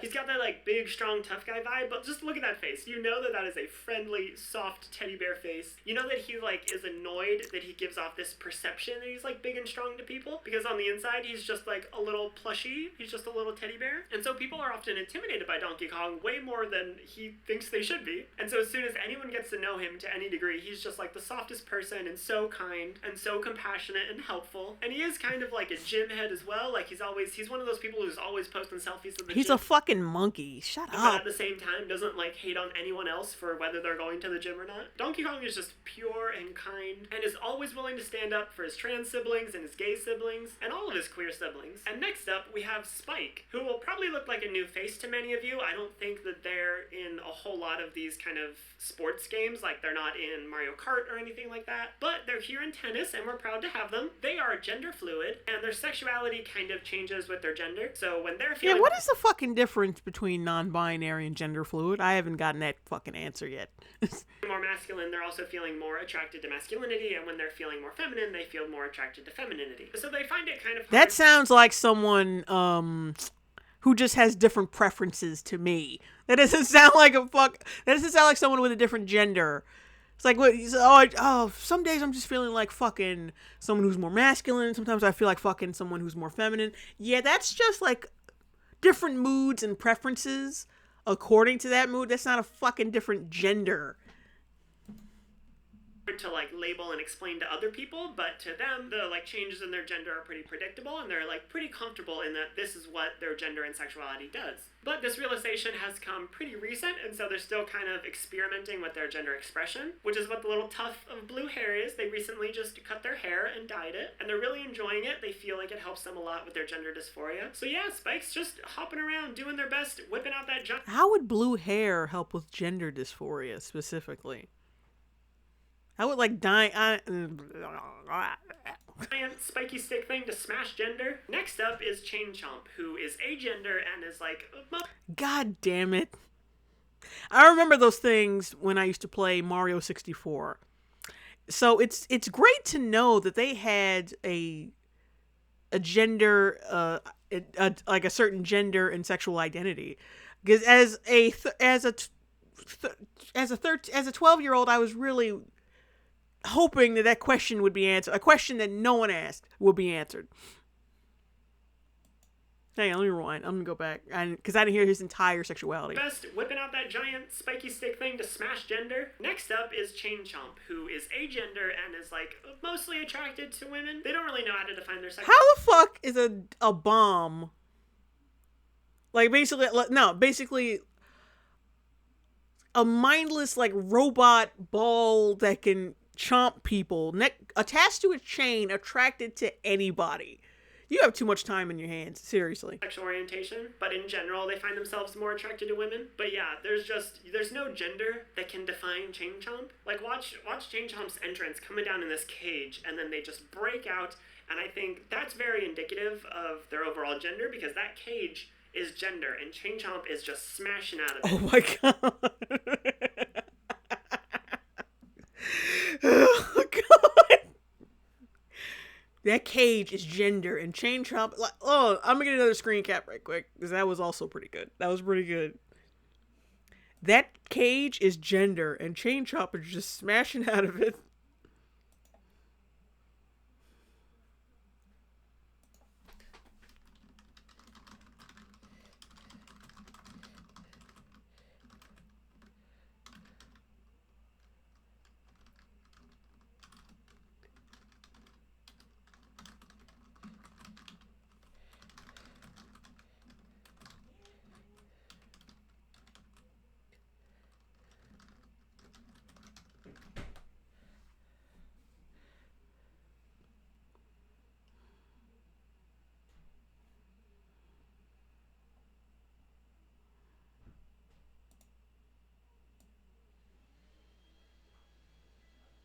It never lets me move the damn text. I need to move the text. Fuck. Alright, hang on a second.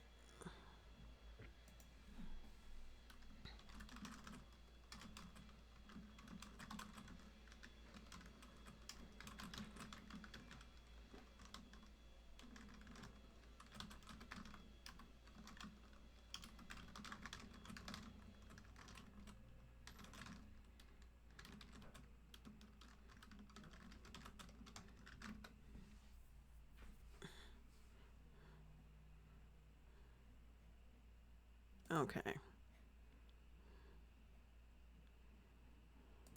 Okay, that's another one. Holy shit.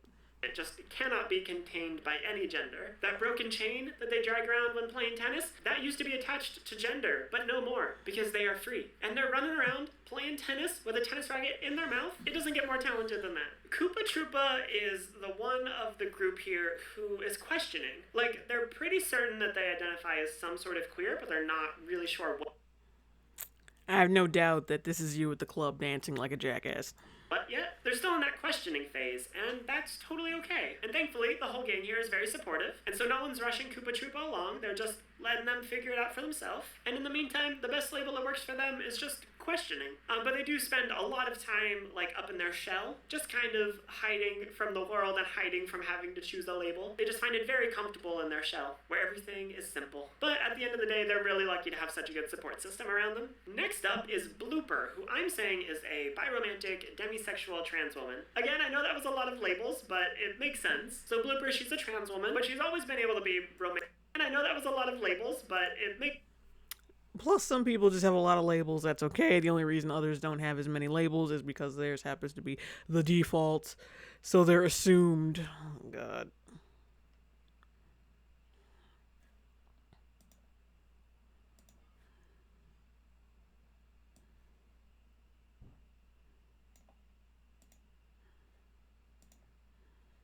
Okay. Makes sense. So Blooper, she's a trans woman, but she's always been able to be romantically attracted to people regardless of their gender, which is why she really likes the term biromantic. But also she realized pretty recently that she was more demisexual, that she didn't really feel sexual attraction until there was like a lot more of a connection there. Because she always felt... Yeah, this is why Riley Dennis couldn't possibly... Trans woman, she always felt like there was another piece that wasn't quite unlocked yet. And so this is why Riley Dennis couldn't possibly be... really a trans activist or a real actually trans in real life. That's my opinion, because like he believes all this bullshit.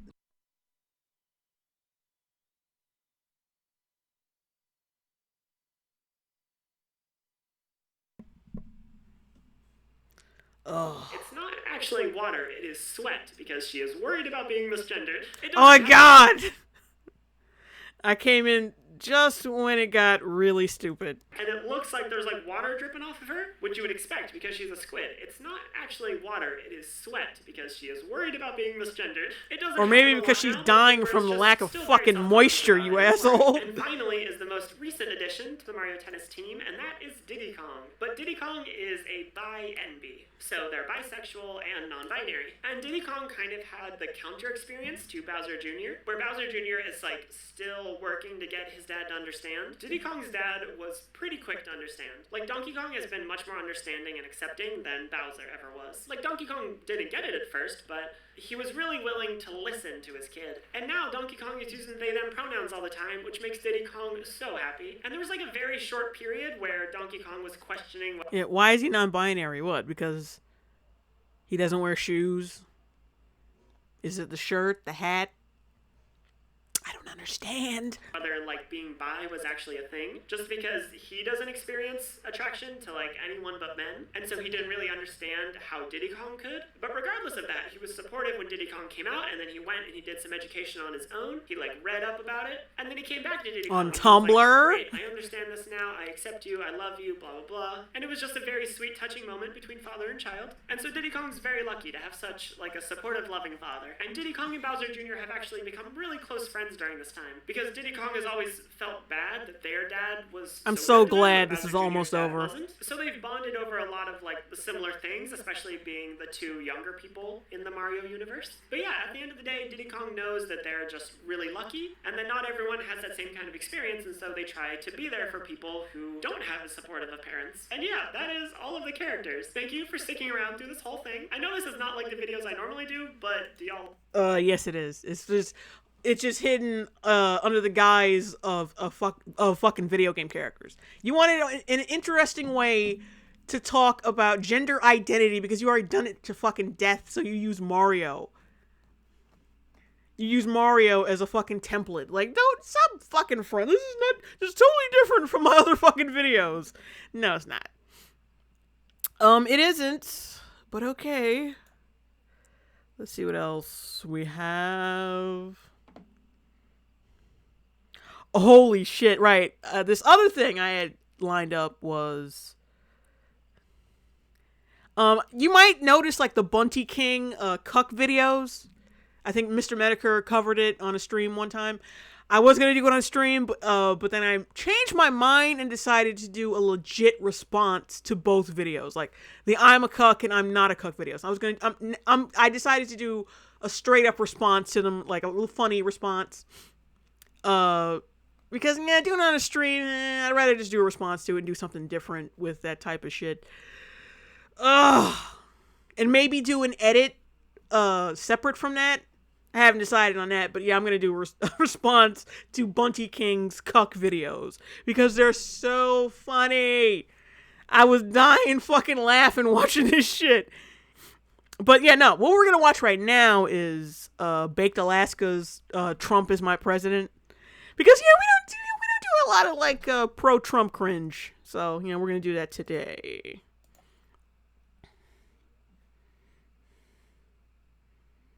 I might have to pause it a lot because you never know. Like I could definitely get like some kind of copyright thing from this stupid shit. Ugh.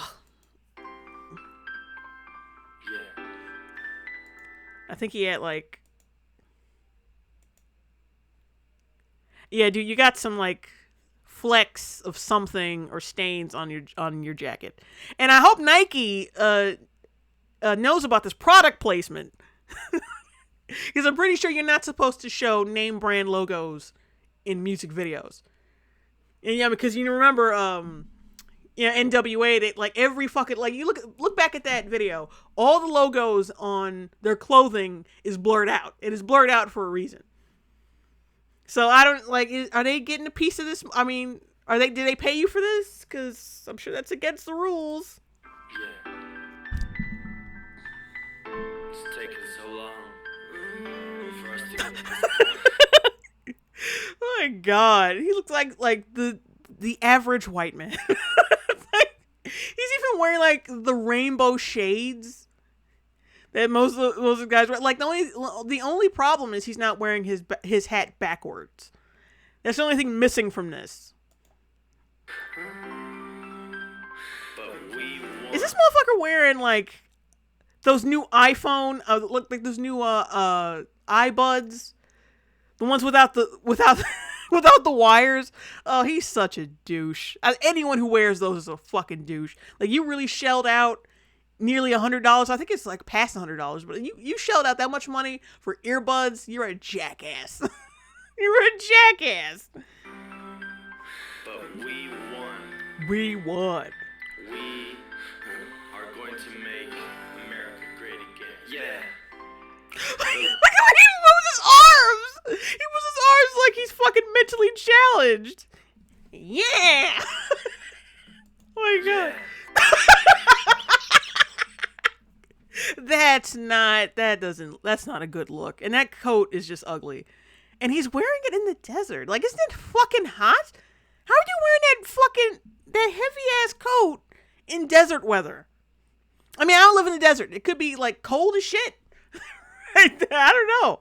But he's got those fucking earbuds in. Got that. He looks like a total douche. He looks like a douchebag.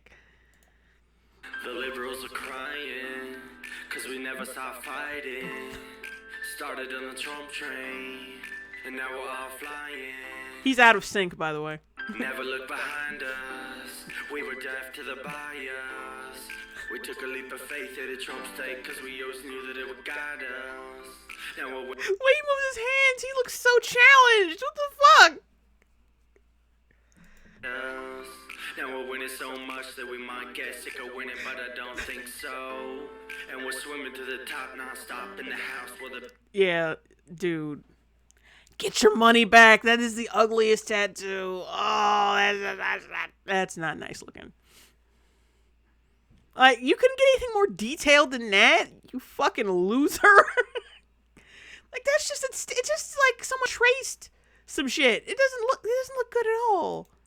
Peeping in the window, and I didn't think we'd get this far, but now we elected our hero. And I didn't want to bring this up, but illegals, you gotta go.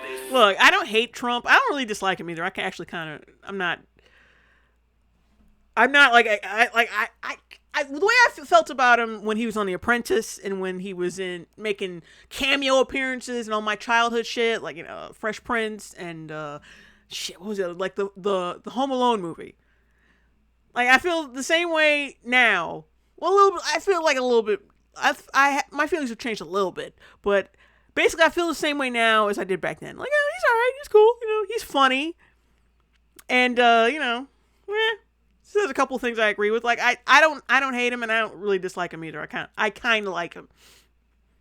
It's like, this guy is just, his tongue is so far up his ass. Ooh, that's too much. That's too much.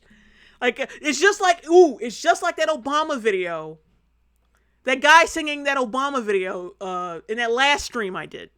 Obama! Well, the only difference is that guy was genuinely talented, and he held himself with dignity, even though the song itself wasn't that dignified at all. But he was wearing a nice suit, he had a nice little backdrop going, he had like the silhouette effect thing. It was nice. But this is terrible. And what's with the random shot of C-3PO? This is dumb. And we're not even a minute in yet. Like, we're like 2 seconds away from a minute, but like, it's a rough start. This is my president. This is my president. This is my president. Wow, he looks like a jackass. Look at this shirt he's got on. Like, the backpack has stars on it, and his shirt has stars on it. He's got those eye buds. He's wearing the shades. And look at these black people. Like, look at these people right here. They're so uncomfortable to be around him. Like, who is this motherfucker? This is my president. Look at it was like, yeah, whatever, dude. Hey, yeah, your ex body spray is a little skunky, my nigga. This is my president. This is my president. My president. Oh my god. Oh my god. Oh my god. President. This is my president. Trump is my president. Earn a side like Russia. Now we're screaming out MAGA. And now he's in his modest sedan. And wait, what the fuck? His fucking backseat looks like it has duct tape on it. Hang on, let me get a little closer. The fuck? Hold on, let me keep playing it. America was. The fuck is up? Even his back seat looks douchey. What the fuck is that? I don't know. Let's just keep going.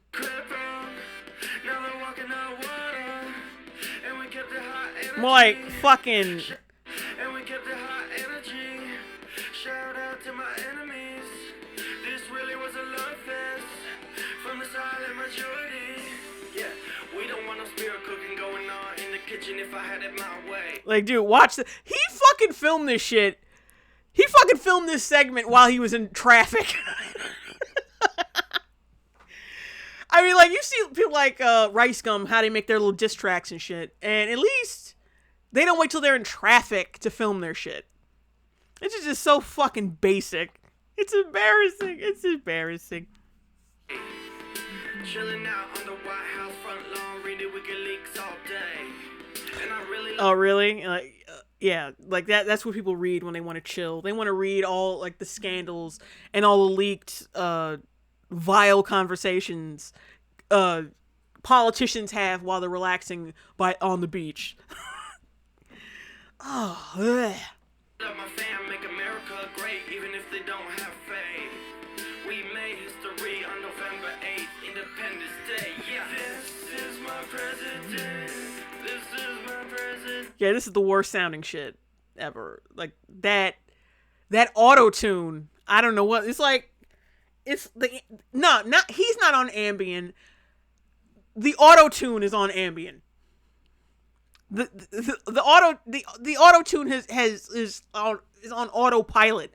I don't know why it sounds so sluggish. Auto-tune is supposed to add some kind of pizzazz to your voice. It's not supposed to make you sound like you've had a stroke in the past few weeks.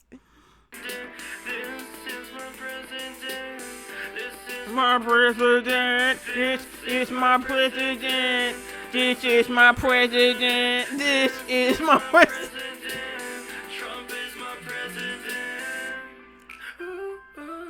Yeah, we can barely see you in this scene. Like the fucking lens flare. Like it's overpowering you, you jackass. This is my president.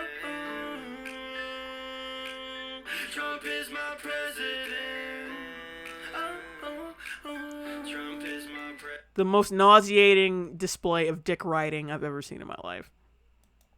Like, and it's not cringy because he supports Trump. It's cringy because it's fucking cringy as shit. Like, you could support Trump. Just do it with fucking dignity. Christ. This is my president. I'm jumping around like a retard.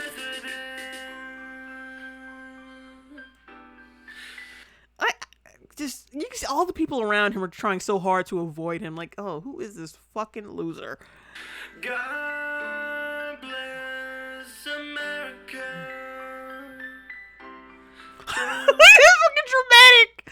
Head dropping it with the fists, like, ugh.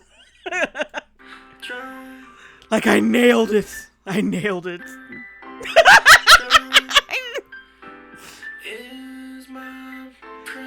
I wonder how his SoundCloud numbers are doing.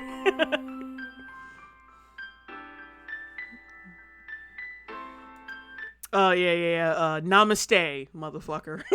Namaste away from fucking music forever.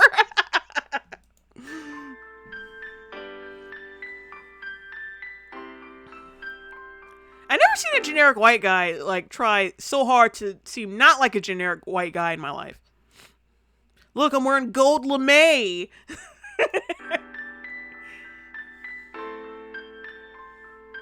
And what was the point of like filming in a what looks like a fucking resort, theme park, whatever, or like national park, where you don't have a fucking permit to film? Like, what was the point of that? He only like filmed in 2 fucking locations.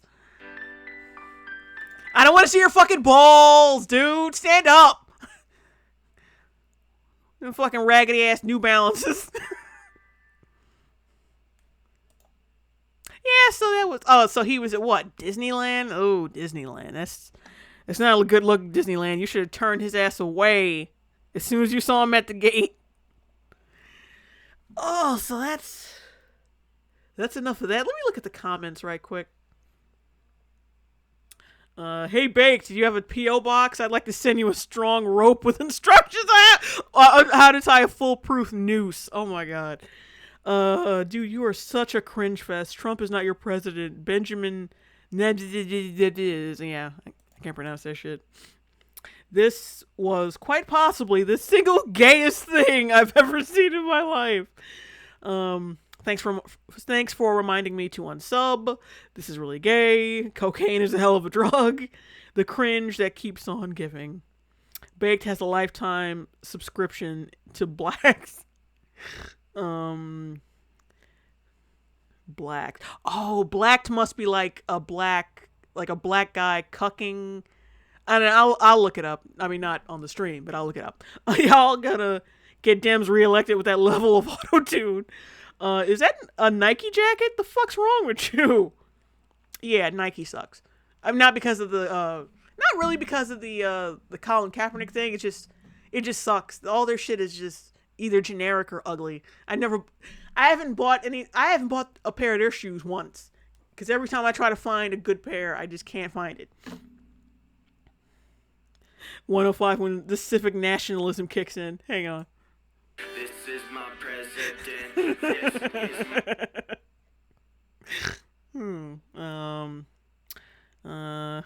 Aaron the Destroyer, devourer of worlds, pushes onward, demolishing all that stand in her path, leaving nothing but a desolate wasteland in her wake. Oh, what a wanker. Nice Nikes, commie. Do you even know how to sync your audio? Yeah, thank you. Thanks for reminding me to unsub. Oh, okay. Cuck raps. Okay, that's enough of that shit. Yeah, that was bad. Ugh, that was terrible. That was the worst goddamn thing.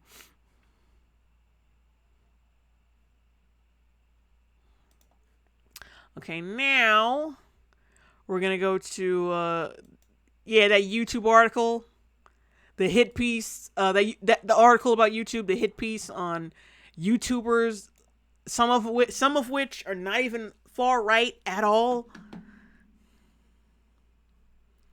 Of course this is bullshit. I'm not gonna go through everyone else's fucking videos to prove they're not alt-right or fault. I was about to say fault right, alt-right or far right, because that's just fucking pointless. It's just something for clicks and attention. But YouTube, let's get reading this shit. YouTube provides a breeding ground for far right radicalization. Okay, we're already going there, and it's only the first line, where people interested in conservative and libertarian ideas are quickly exposed to white nationalist ones, according to a report from Data and Society. What the fuck does this look like? I mean, it shows that I clicked on it at one point, but I don't remember how it looks.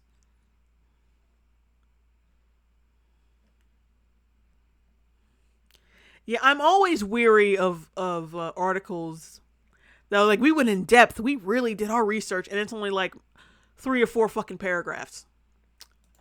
But whatever.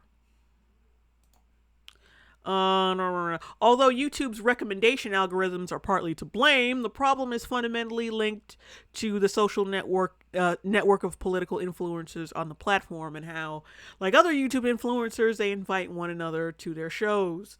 Yeah, that's usually how that fucking works. Like-minded people usually invest in other like-minded people. You dumb shit. The report describes an alternative influence network of about 65 scholars, media pundits, and internet celebrities promoting a range of right-wing political positions from mainstream conservatism to overt white nationalism. I love how this is like, either it's mainstream conservatism or just flat out white nationalism. Like, damn. They are broadly united by their reactionary position. Clearly you have not, we're going to get to the list of far-right YouTubers in a second. But it's like, they don't watch the videos. Because of the list they provide, they don't watch the videos. It's just them talking out of their ass.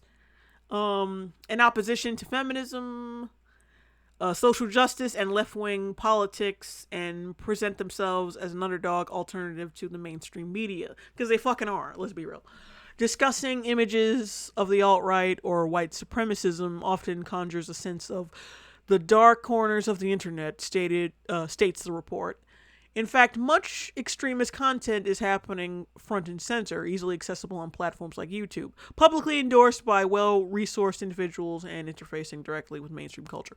Yeah, see, the problem comes when they start implying that somehow conservatives having an outlet is a bad thing. That's when you start to sound really draconian, and when you start sounding really when you start sounding like an authoritarian, if that's how you say it. So bad with words sometimes. But that's when you start sounding like that. And when you start sounding like that, you drive more and more people away from your side. We need to get these, I don't think these people need a platform. It's like, fuck you, and you deserve one. You are also drumming up a false narrative and plopping out false information for an agenda. No fucking different. At the more mainstream of the network are people such as Ben Shapiro, Jordan Peterson, and Dave Rubin. Jordan Peterson is not far right, you jackasses. Self-described members of the intellectual dark web. At the other end are, or is he far right? Well, see, you know what they mean by far right? They mean alt-right, really. That's what they mean. They mean something negative. And so until Jordan Peterson says otherwise, I don't watch that much of his stuff, so I can't say 100% that he is far right. I think he normally says he's not really anything. He believes what he believes, and that's it. But whatever. At the other end are white nationalists such as Richard Spencer, Colin Robertson, aka millennials. I don't know who that person is, but Richard Spencer is definitely a white supremacist. Or white nationalist, sorry. While the mainstream members of the group typically don't subscribe to alt-right or white nationalist ideals, they do host those who are under very friendly terms. See, there's the fucking problem. I guess they're talking about those debates that were happening like a few months ago. That blood sport shit. Like, if you knew any fucking thing, like, just letting someone talk, it does not mean you endorse them or that you agree with them or that you want them to thrive. It just means, okay, let's talk this shit out.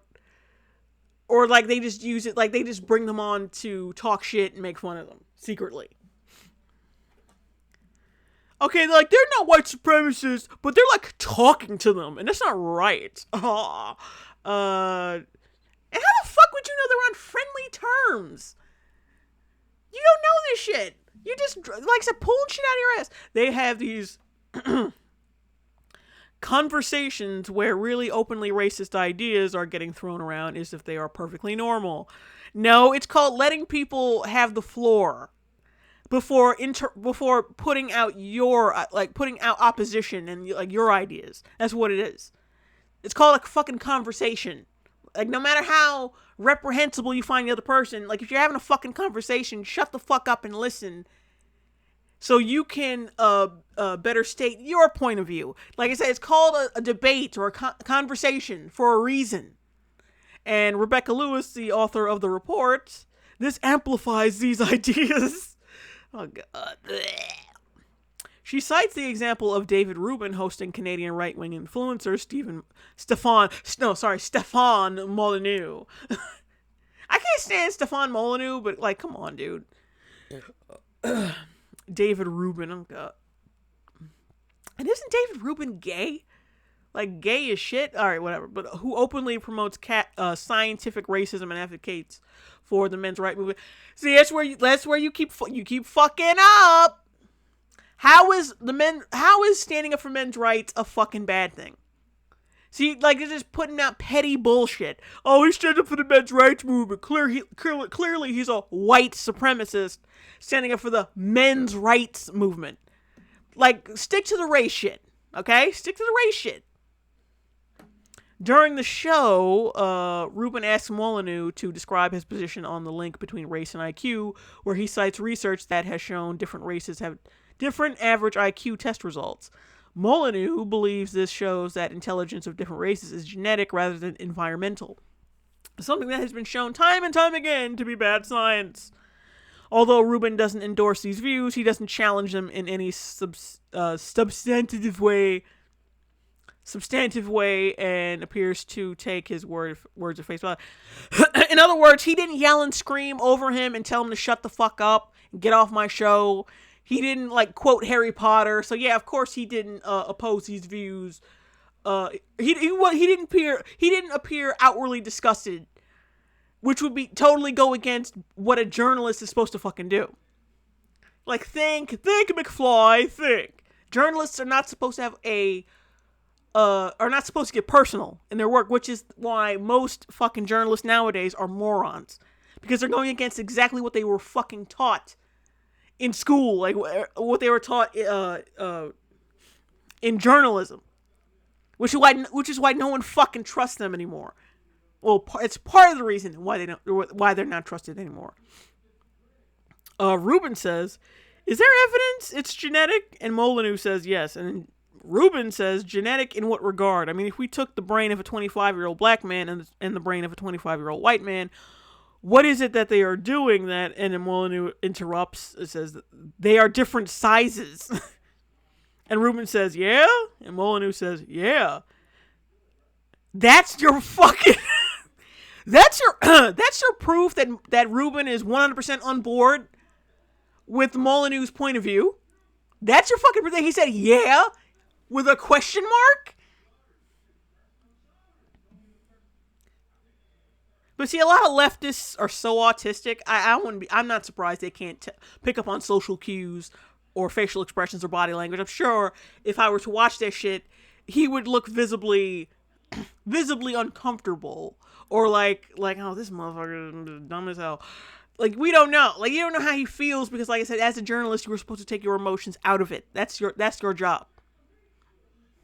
Anyway, this type of scientific racism has been used to justify racial hierarchies and oppression for centuries, states the report. By letting him speak without providing a legitimate and robust counter-argument, Rubin provides a free platform for widespread... But that's the thing. How is him not proving it? So what would happen if he did prove it? What would happen if he had sufficient evidence? So if he proves it, he's a racist. If he doesn't prove it, if he does prove it, he's a racist who is indoctrinating people. If he doesn't prove it, he's still a racist trying to indoctrinate people. So, what is your fucking point here? He's spreading his ideology by not having proof. That's usually smarter people can actually tell when someone's talking out of their ass when they don't have proof of anything. And that means the only people you can convince of your stupid bullshit without proof are stupid people. So the people who are going to believe Molyneux are the people who are already kind of on board with being racist anyway. What the fuck? See, what leftists really want is, we don't want you to be part of their racist ideology. Be a part of our racist ideology. Because those people who are going to believe them are already dumb.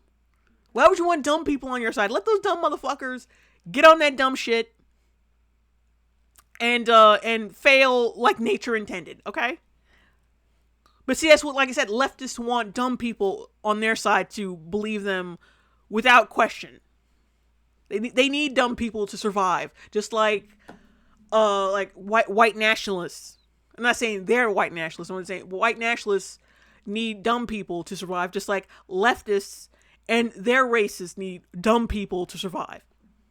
Because without them, it's like, yeah, what can you really do? Like, you can't move up. Okay, let's look at this list. They got a whole list. Guest appearances on the network from January 1st, 2017 through April 1st, 2018. The graph is a partial representation of collaborative connections within the Alternative Influence Network, a network of controversial academics, media pundits, and internet celebrities who use YouTube to promote a range of political positions and mainstream versions of libertarianism and conservatism to overt white nationalism. While collaborations can sometimes consist of debates and disagreements, they more frequently indicate social ties, endorsements. See that manipulation? While collaborations sometimes cover debates and disagreements, no, it's most of the goddamn time. Like, yeah, some of these motherfuckers, do agree with each other and shit, but like most of the time, it's disagreeing. Because they're talking about that, because, January 1st, that's when around that time, that's when all that blood sport shit was going down. So, yeah, they're referencing those debates that were going on, like with Richard Spencer on Andy Warski's channel. And if you fucking remember those, wasn't a lot of agreeing going on. That's why they call them blood sports, you fucking idiots. Each line indicates that two connected influencers appeared in the same YouTube video during the period of January 1st, 2017 and April 1st, 2018, serving as guest hosts or collaborators. The size of nodes are determined by the number of other influencers with whom they connect, demonstrating how much of a given influencer serves as a conduit for viewers. And this is so fun. How is anyone supposed to read this shit? Like, how are you supposed to see what lines go where? Like, god damn it. Like, at least make the shit see, it's supposed to look smart. See, if it's to a stupid person, if it looks confusing, that means it's smart and it's well researched, that it's still, like, it's scary. See, it looks scary, doesn't it? It looks like something is being spread like a virus. And dumb people will look at this and get scared. See, me, I'm not a fucking moron, so I don't look at this and get scared. I look at this and like, this is confusing. This is stupid.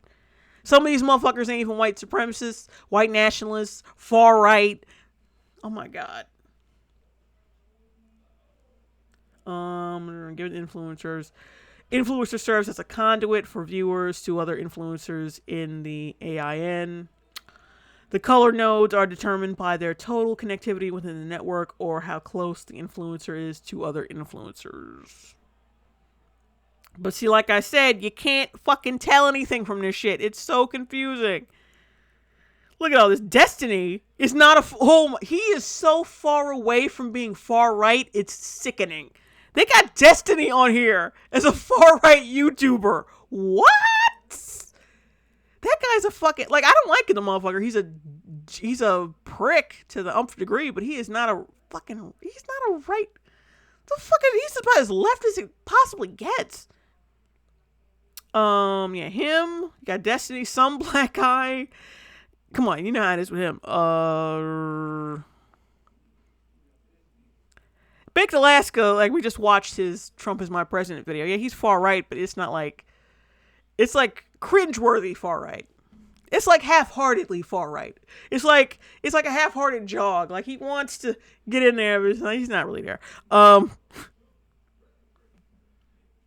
Bunty King, like, what the mundane man? And then you got, like, JF is on here. Yeah. Okay, I understand him being on here. He wants a white ethno state. So I know why his frog ass is on here.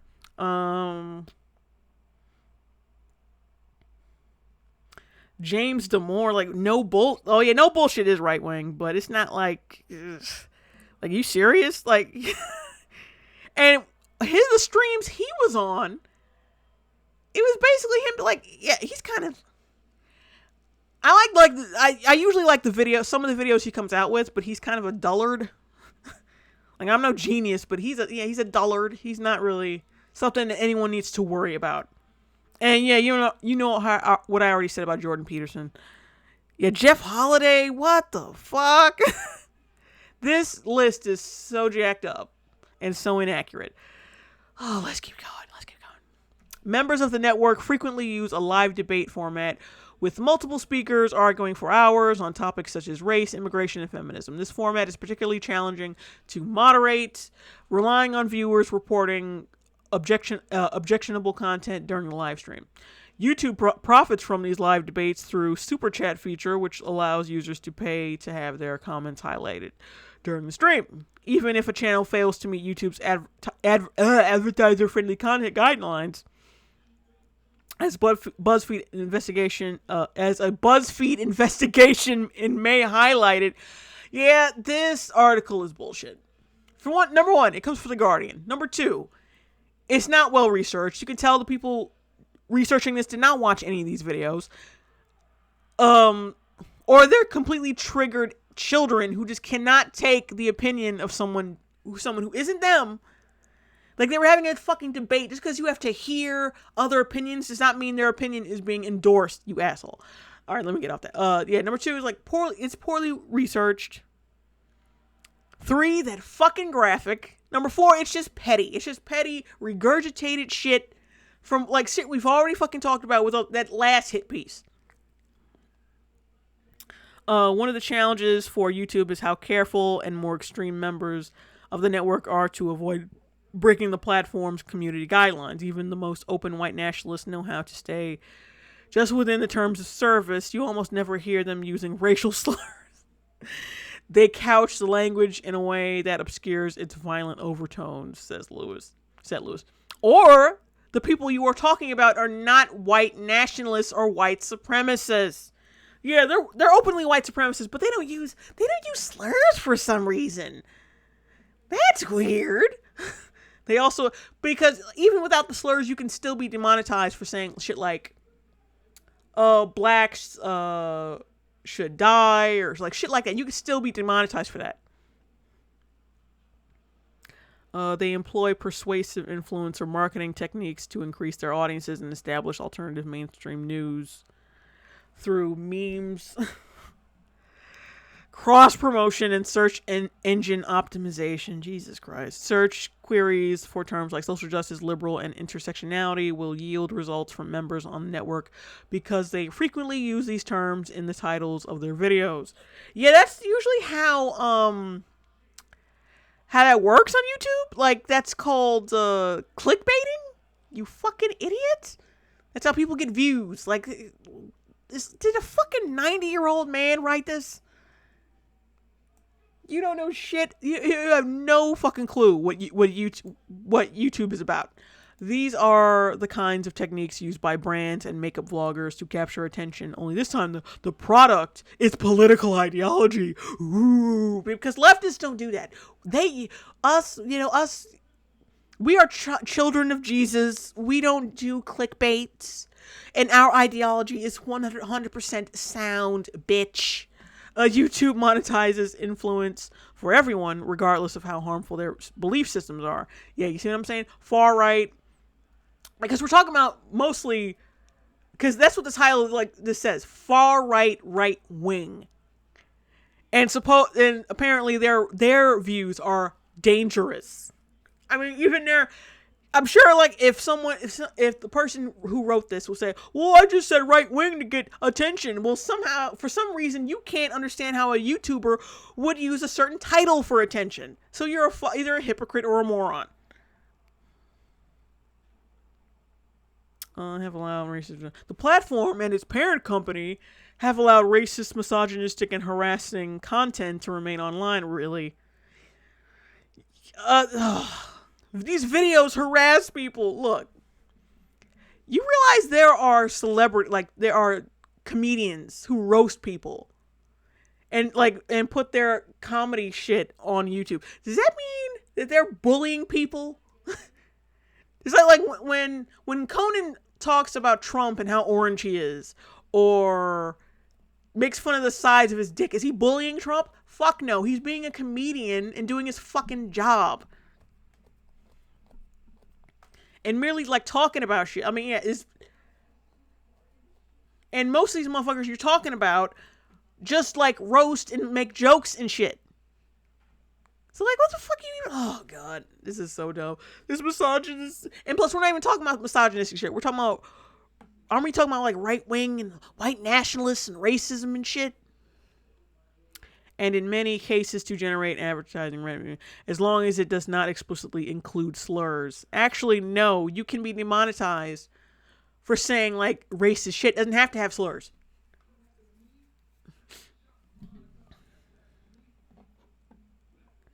People have been demonetized for nothing. Me being one of them. YouTube is an open platform where anyone can choose to post videos to a global audience, subject to our community guidelines, which we enforce rigorously, said a YouTube spokeswoman. The company has tightened the rules for which channels have to access monetization features and deployed machine learning technology to identify hate speech and comment features. The spokeswoman added, if a user is caught sending abusive super chats, the revenue received will be donated to charity instead. See, that's bullshit. Because if you don't if you don't demonetize videos over comments, you have no right to take money out of someone's hand. Because you don't demonetize videos based on offensive comments. At least I don't think. I wouldn't be surprised if they did that dirty shit, but that you don't have any fucking right to do that. That money is going to that person.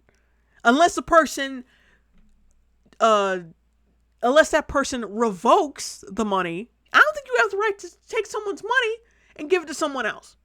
Unless someone is uncomfortable, unless the content creator is uncomfortable with taking it, that's when it should be donated to charity. But don't snatch it out of someone's hand. Because especially since YouTube deems the stupidest shit is offensive. So someone could send me a super chat that said non-binary genders are fucking bullshit. And then some asshole on YouTube can just decide, you know what? That's offensive. You're not getting that money. And that is bullshit. That is fucking horseshit. That's some bullshit right there. That is theft. I'm slowly turning into a libertarian right now. But that is literal. That is theft. You don't have any fucking right to take my money. I didn't say you could take my money. I didn't say I was uncomfortable with what that person said. Now, yeah, I may not, if someone sent me a racial slur with a super chat, and I'd be like, okay, yeah, they sent a racial slur, but they're still sending me money. Which means that super chat is basically just a joke. Because they're still giving me money. What race do you know is giving you a handful of money before calling you a nigger. No, like, what the fuck? It makes no sense. So clearly you have to assume that is a joke. Like, you can't be this stupid. You can't be this. Y'all can't be this dumb. Is a charity said to be split. Okay. Lewis argues that YouTube and other platforms content moderators policies need to factor in the influence of an account rather than just the content. The influence of the account, like get fucked. Get fucked, because anyone, like, there's white supremacists who probably watch that's why this doesn't work. Because a lot of white supremacists could watch beauty guru videos. They could watch cooking videos. They could watch cute cat videos. There's a lot of, like, if you look at the numbers, like, a lot of people who have white supremacist channels and white supremacist ideology follow this fucking channel where a guy shoves a fucking tube up his butt, who like shoves a tube up his butt and pours coffee down it. So by that logic, he should be demonetized because he has white supremacist following. And you're gonna demonetize him based on that? Are you fucking joking? Is that a joke? That's sketchy. That's sketchy as hell. I'm waiting for someone to build, like, their own version of YouTube. Like, Elon Musk, get on that shit. Make a YouTube alternative. Goddamn, because this is disgusting. Because, it ain't no but a matter of time. I mean, they already demonetized me for nothing. For absolutely nothing. A company that's so devoutly supportive of content creators of color. And my shit gets demonetized for nothing. Absolutely nothing. When an anonymous account, let me get back to this shit. When an anonymous account with 4 followers tweets a conspiracy, it's very different from when Alex Jones posts the exact same conspiracy theory. YouTube issues awards to accounts with the content when the content creator reaches 100,000, a million, or 10 million subscribers. At these milestones, the company also reviews the account to make sure they have not infringed copyright or violated YouTube's community guidelines. The vast majority of YouTube's moderation decisions are based on the content of videos. The exception to this rule is foreign terrorists. In these cases, refers to a list of individuals and organizations supplied by the government and will block them from creating channels regardless of whether those channels violate YouTube's community guidelines. Lewis proposes that YouTube should not only reviewing the content of the channels identified in the report, but the people they host and what their guests say. Because, like, I haven't seen any fucking YouTubers host a terrorist.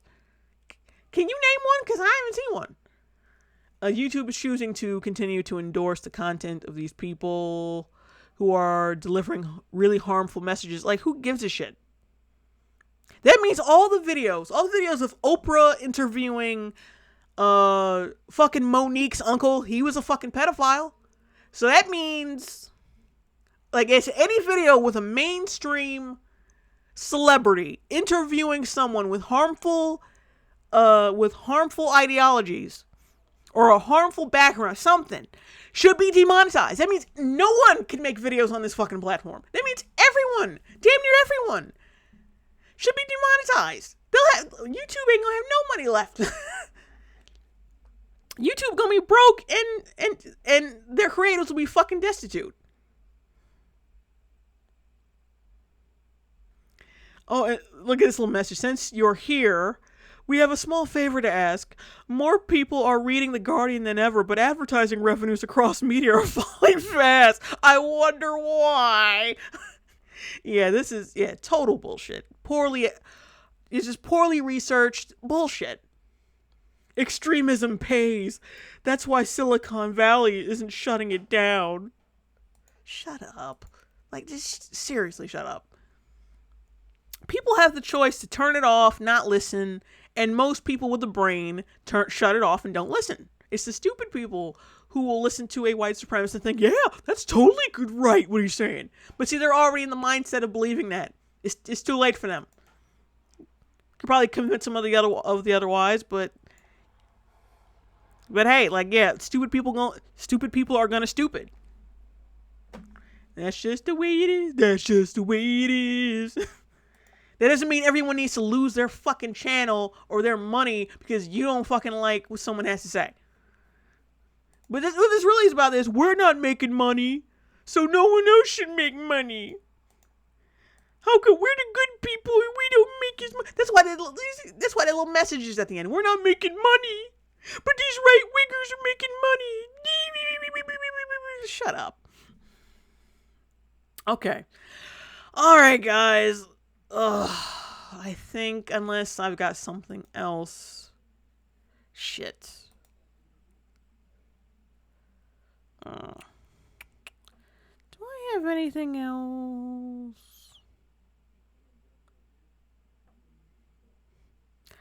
Oh yeah, there was this video. And there's this video like help my white boyfriend supports Trump. I think that was a Franny video. And then that's right, there was this other one like racist and misogynistic history of prom. No, I'll go to white boyfriend supports Trump. Now it's time for listener letters. Wow, this already I want to fucking kill her. This is not a threat this is not a racist threat and not a genuine threat. It's just an over-exaggerated expression of annoyance, YouTube, okay? Don't fucking delete my channel. Anyway. Yeah, she's so annoying. She's so awful. If you would like to email us, we would love to hear from you. You can do that at lnbpodcast@gmail.com. Patrick, take it away with this week's letter. Okay, this one comes from Aria, and Aria writes, You would never know that these two are married from this. Like, it's just so cold next to them. Like, they're not even, like, he's not even looking at her. I mean, yeah, he's got to look at the laptop for questions and shit, but, like, there's no, like, momentary glances between these two. My name is Aria, and I love listening to you guys discuss your relationship. I'm a black woman dating a white man, and we're very opposite. With the recent election, things have been all over the place in our relationship.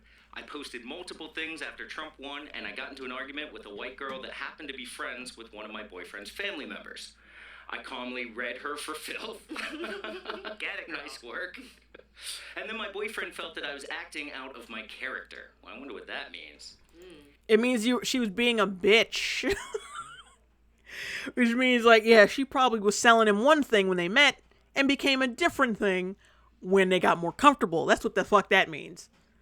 You think you know that, considering you're in a relationship. But I guess, bitch boy, you gotta be a good bitch boy for your, domineering idiot wife. He told me that I was being stereotypical, although I felt that I was finally speaking my mind and defending myself. How do I go about explaining to him my fears of living where we do with the recent president-elect as a black woman in an interracial relationship? Woo! Yeah, that's a lot. This is a lot. Let's just reference the first half of this episode where we talk about how we have no idea what to do. Well, I mean, I do think I'm really sorry to hear that your boyfriend feels like it's appropriate to tell you that being angry is somehow stereotypical behavior. Like, he didn't fucking say that. He didn't fucking... Hold on, let me rewind it. Did he fucking say that? Because I don't think he fucking said that. Nice work. And then my boyfriend be friends with one of my boyfriend's family members. I calmly read her for filth. Get it, girl. Nice work.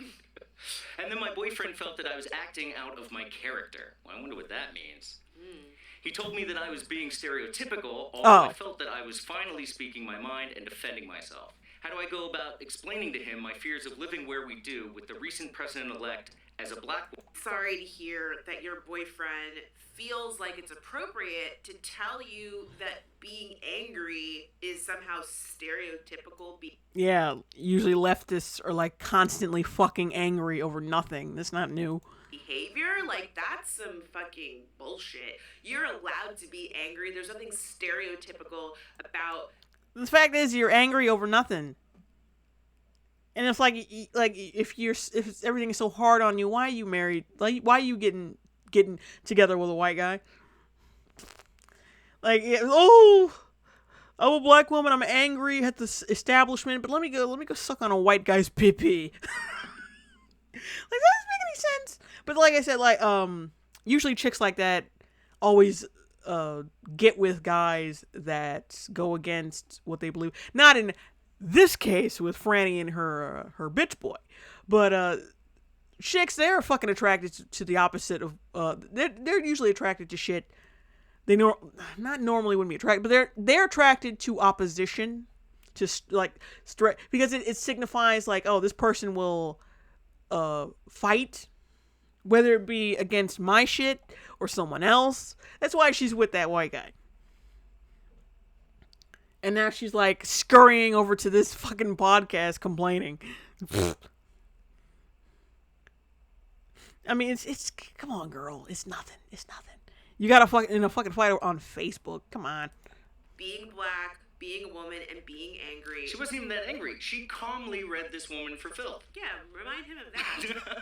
No, here's the thing. Even if you didn't calmly read her for filth, you're allowed to be angry. And I'm so tired of people. I'm so tired of people challenging, like saying I'm not a strong black woman. Like, Jesus Christ.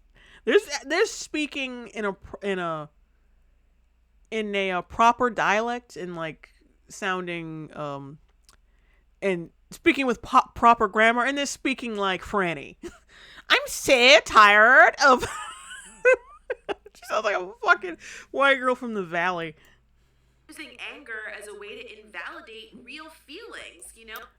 Yeah, because getting angry over fucking Facebook fights, like legitimately angry. Because, you know, like, the chick, she wasn't angry at her, but I'm sure when they got into an argument, her and the boyfriend, then she was fucking angry. But yeah, getting angry over fucking this bullshit, like, come on. Like, yeah, you have the right to be angry, but other people have to have the right to sit back and say that you're being an asshole. You know, like, the fact that you're angry doesn't make what you had to say or how you feel any less rational. And this is absolutely a time that you're allowed to be angry. Loud. This is the time when you're allowed to be angry. When after you're done getting your latte from Starbucks and you just remember that Trump exists when you look at your $100 iPhone and see his tweets. Like, you're allowed to be angry. Like, it's a time of resistance. You had to stand up for yourself, sister. God, I can't stand her. If he's telling you... Now's a great time to be angry, in fact. Absolutely. And shut up. Jesus. I bet you she is not tugging his balls. He's got dry balls every night. And here again, the election is still very fresh, and so far, you know, what the fuck is now appointed a fucking white supremacist. So I would ask your boyfriend, why the fuck ain't you angry? Because as a black woman, as your partner, you should be angry that our president I'm sorry, like, just because you're irrationally angry doesn't mean I have to be irrationally angry. Somebody has to hold down the fort and make sure the fucking house doesn't turn into Arkham Asylum overnight. Can't both be fucking angry. Feels comfortable giving a leadership position to a man who says very openly that he hates Jewish people and that he doesn't want his... Who's she fucking talking about? Let me look at the comments. Who the fuck is she talking about?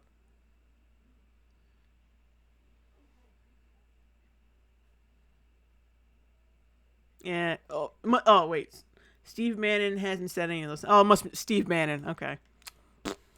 Child to go to school with Jewish people, and that he believes white people are... Who fucking... Like, Steve Bannon was what? Well, I think he was supposed to be like, he had something to do with, like, what? the press, like handling the press or some shit. He wasn't gonna put any policies in place. Oh God, loosen your braids, sweetie.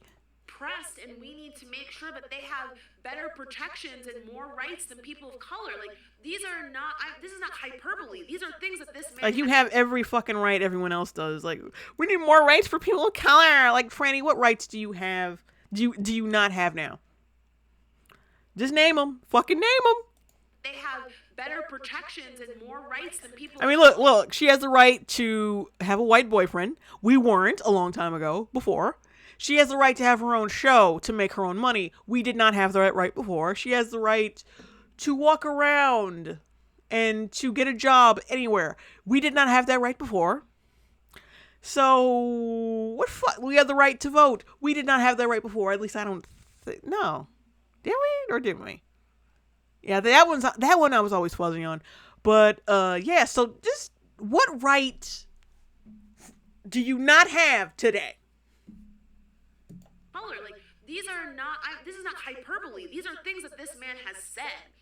And the fact that our and like she's going off about Trump appointed this person. Like, we were talking about this girl's fucking relationship, and now you're going off on some tangent about fucking Steve Bannon. Who gives a shit? Get back on point. Now soon to be president feels confident having those types of people advising him is... And, like, that's another thing. Well, Mike Pence doesn't like gays. Steve Bannon doesn't like Jews. All right, if there comes a time where they have an anti-Jew, anti-gay club or policy that they put in place, then complain. But so far, like, they're like, some people, sometimes you got to hire people that don't have the best views, and sometimes you got to get counsel from people and work with people you don't like. That's just how life is. Even if you're president. It's very scary and very angry. And I'm sorry, but your boyfriend ain't shit for she's literally trying to break up these people's relationship because they have differing ideologies. Keep that in mind. Your boyfriend ain't shit, girl. He ain't shit. To diminish your feelings that way. Right, telling her that she was acting still. Like, one fucking disagreement, and all of a sudden, Franny is ready to break these motherfuckers up. That's hilarious. And her fucking dumbass husband is just like, yeah. So, you gonna blow me tonight or what? He's just mindlessly agreeing with it. Okay, I'm gonna look at the chat right quick. Leo says her husband's face is pretty punchable. Yeah, it is.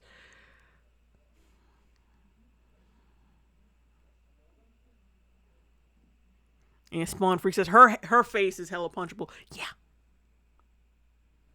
And Spawn Freak says, like, do you think they have an Oprah Stedman thing going on? Because isn't that the rumor that, like, Oprah's a lesbian and she just kind of keeps him around for appearances? Isn't that the thing? I don't know. I think she's just like, I think it's just like they're just two peas in a pod. Like, two self-absorbed peas in a pod, and their sexual activity is determined on whether or not on how much he agrees with her that day. I think that's the kind of relationship they have.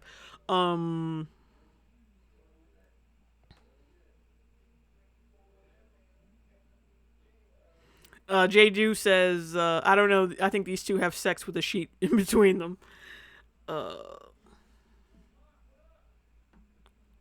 How long has this live been going on for? I don't know.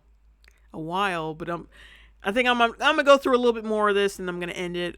We now know who's the husband in the relationship. Yeah, basically. Like a stereotype. Yeah. Unbelievable. Yeah, we don't know whether he was talking about a stereotypical black woman or a stereotypical leftist. We don't know what the fuck he was talking about. It's all vague. Because this chick was hella vague about that part.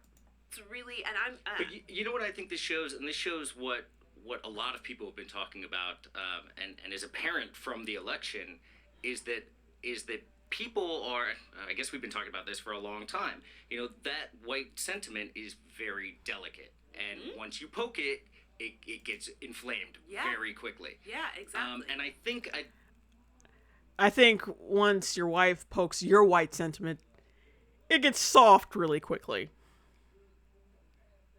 Because your dick doesn't work. Because you're being emasculated on a daily basis. Look at his face here. Oh, God.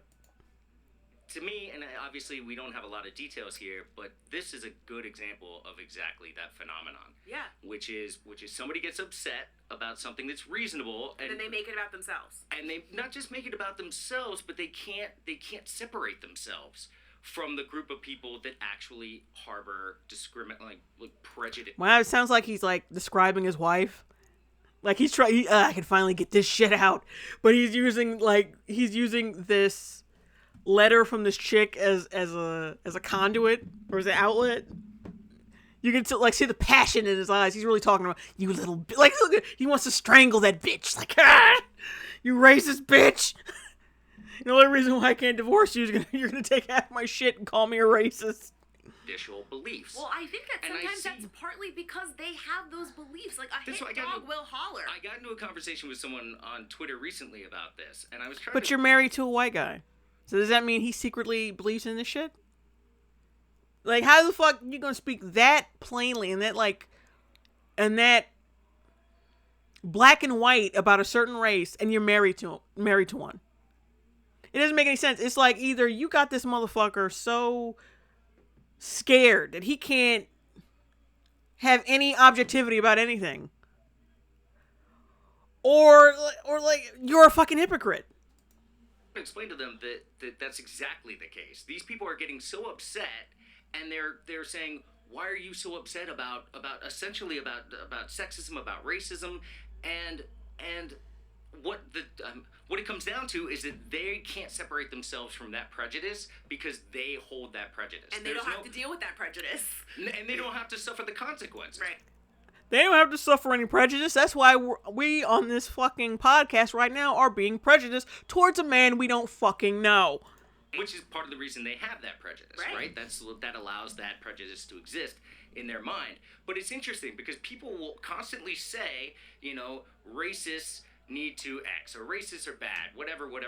And then you see people respond to that, people who don't believe that they're racist or that they're sexist, right? But they're so aggressively responsive. It's so clear that they see whatever it is being attacked in themselves. Yeah, absolutely. And if you can distance yourself from that, I mean, it takes, some real honesty. You actually have to weed those beliefs out of yourself. That's how you know someone is a fucking narcissist.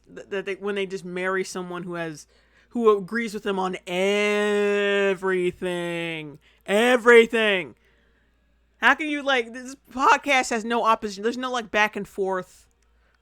There's no opposing view. There's no back and forth. This is the worst fucking podcast. Like setting aside my hatred of Franny. There's supposed to be opposing views and challenging, and there's no challenging because she's got his dick on lock. Well, not that he has one, but she's got him whipped, and he's gonna just agree with everything she says. So have them, but if you can do that, then you can realize they're not talking about me.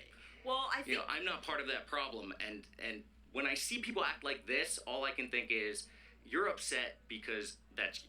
Yeah, exactly. And I think that's what you kind of have to... No, I'm upset because you're accusing me of being one of them when I am not.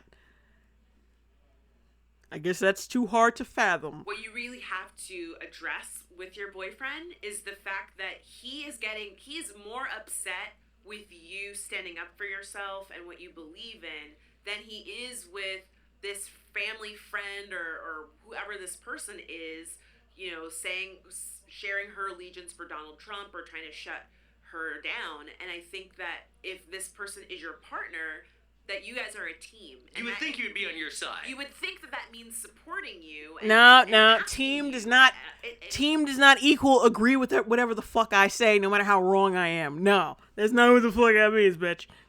It breaks my heart that you're writing to us to ask us to tell you or help you convey to him how you feel when what I would think a reasonable response would be, if your partner is upset about something and you don't understand why, that you would say, instead of saying, you're acting like a stereotype, stop acting like that, I would hope that they would say, well, why do you feel this way? Like, help me understand what you're feeling and how I can help you. Like, that's what his job is as a partner, and vice versa. Like, that's how it works. Don't have your own opinion. Just follow along. Like, if she's being irrational, just follow along with it, because you're her partner and you chose this train wreck. It doesn't matter. Like, you have no more autonomy. Like, you don't belong to yourself anymore. You got to be 100% up this person's ass constantly. And like, just babying them. You know, I don't want to tell you what the next step in your relationship is, but I think you both have to have a really serious talk about the fact that you have experiences as a black woman that he is never going to have, the same way he has experiences as a white man that you are never going to have. But it's okay to judge him by his experiences, or like just completely devalue his because he's white. And those experiences are very... And you're not allowed to understand him in any capacity whatsoever. Very valid, and he has no right to tell you how to feel about those experiences, or to tell you that how you express yourself about those experiences is not appropriate. Like, if you're not appropriate else, do what the fuck you need to do. And Absolutely. sometimes that includes scalping a bitch on Facebook. Like, oh yeah, the world is going to hell. Blacks are going to be put in concentration camps with gays, Mexicans, and Muslims. But like, the worst this chick has to go through right now is her having an argument on Facebook and with her boyfriend. You'd think they get calls that consist of I don't know, like there's a brash of like Islamic hate crimes against Muslims and shit. But no, like, you're getting fucking petty, mundane bullshit. Like, you think that'd be a fucking hint, but no. I am totally here for it. Like, I have no problem with you doing that. Whew. Yeah, I don't think you need to handle anything. No. I do think that you should talk to him. There is no like chemistry between these two. You never think they were married, like, ever. Him though, and we support you. I'm sorry that this is something that you're dealing with, and a lot of us are dealing with, but you gotta lock that shit up. And if he is confused as to why you were upset about Donald Trump's presidency, his ass must have been asleep the past year, because like, how could you? I mean, you could just make a laundry list of reasons that you feel uncomfortable. I mean, yeah, you feel slightly uncomfortable. You don't feel oppressed. You don't feel disenfranchised. You just feel uncomfortable. And to that I say, fuck you. Like, fuck your discomfort. Go to Starbucks and fucking use their Wi-Fi and vent on Facebook, you fuck. Who gives a shit? I'm mildly uncomfortable because we had 8 years of a black guy, now there's a white guy. It doesn't make me feel comfortable. Like, bitch, grow some balls. Grow spine. Grow up. That's the thing about electing Trump, is that he screwed himself on every other possible viable reason to elect him. Yeah, how are you going to lead a country of all these types of people when you've shit on all of them? He shit on illegal immigrants, terrorists,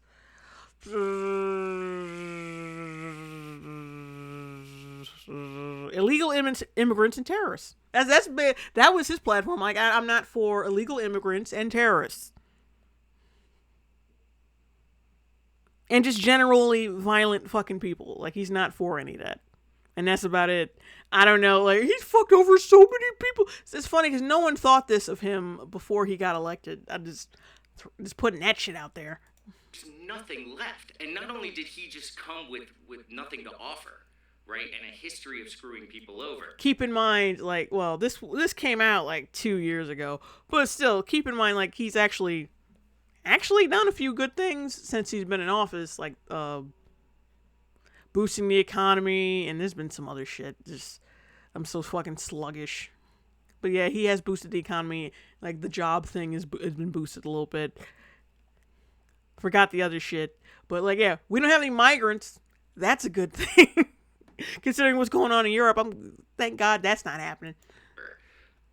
But then he went on to belittle pretty much every type of person out there. Except for straight white people. He even got them. Really? Because he was roasting every straight white person when he was running. Do we not remember that? He went after Jeb Bush hard.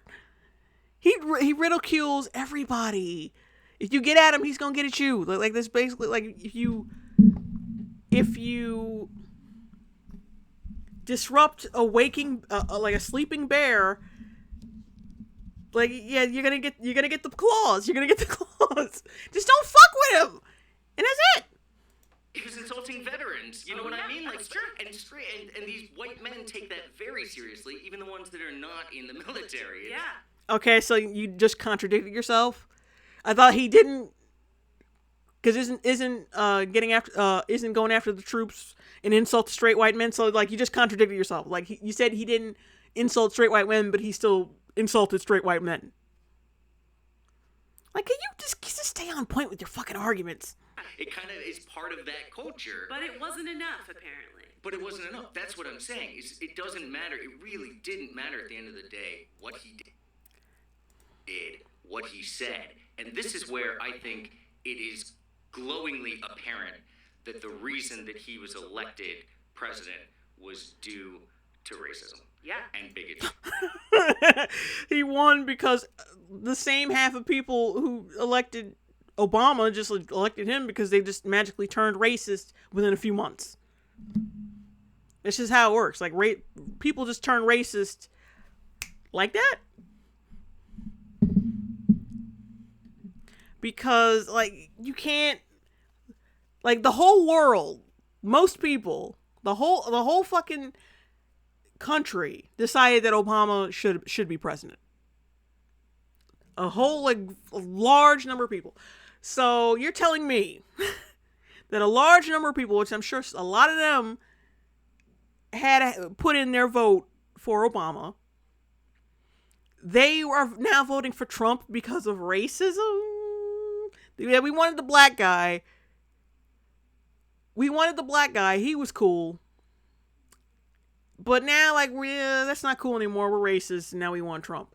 Like it's just so, like, how the fuck do you come up with this shit? How does one sit back and think Donald Trump was put in office because of racism? I don't get that. I really don't fucking get it. So, like, he was put, like, racism overrides insulting the troops, apparently. Okay. Which is basically, according to him, what he did. Yeah. And misogyny and sexism. Like, that, because there's nothing left. There's literally nothing left. That's what he campaigned on. And say, I don't understand. Like, liberals are so perfect, like, he should have lost. They're never racist or sexist or homophobic.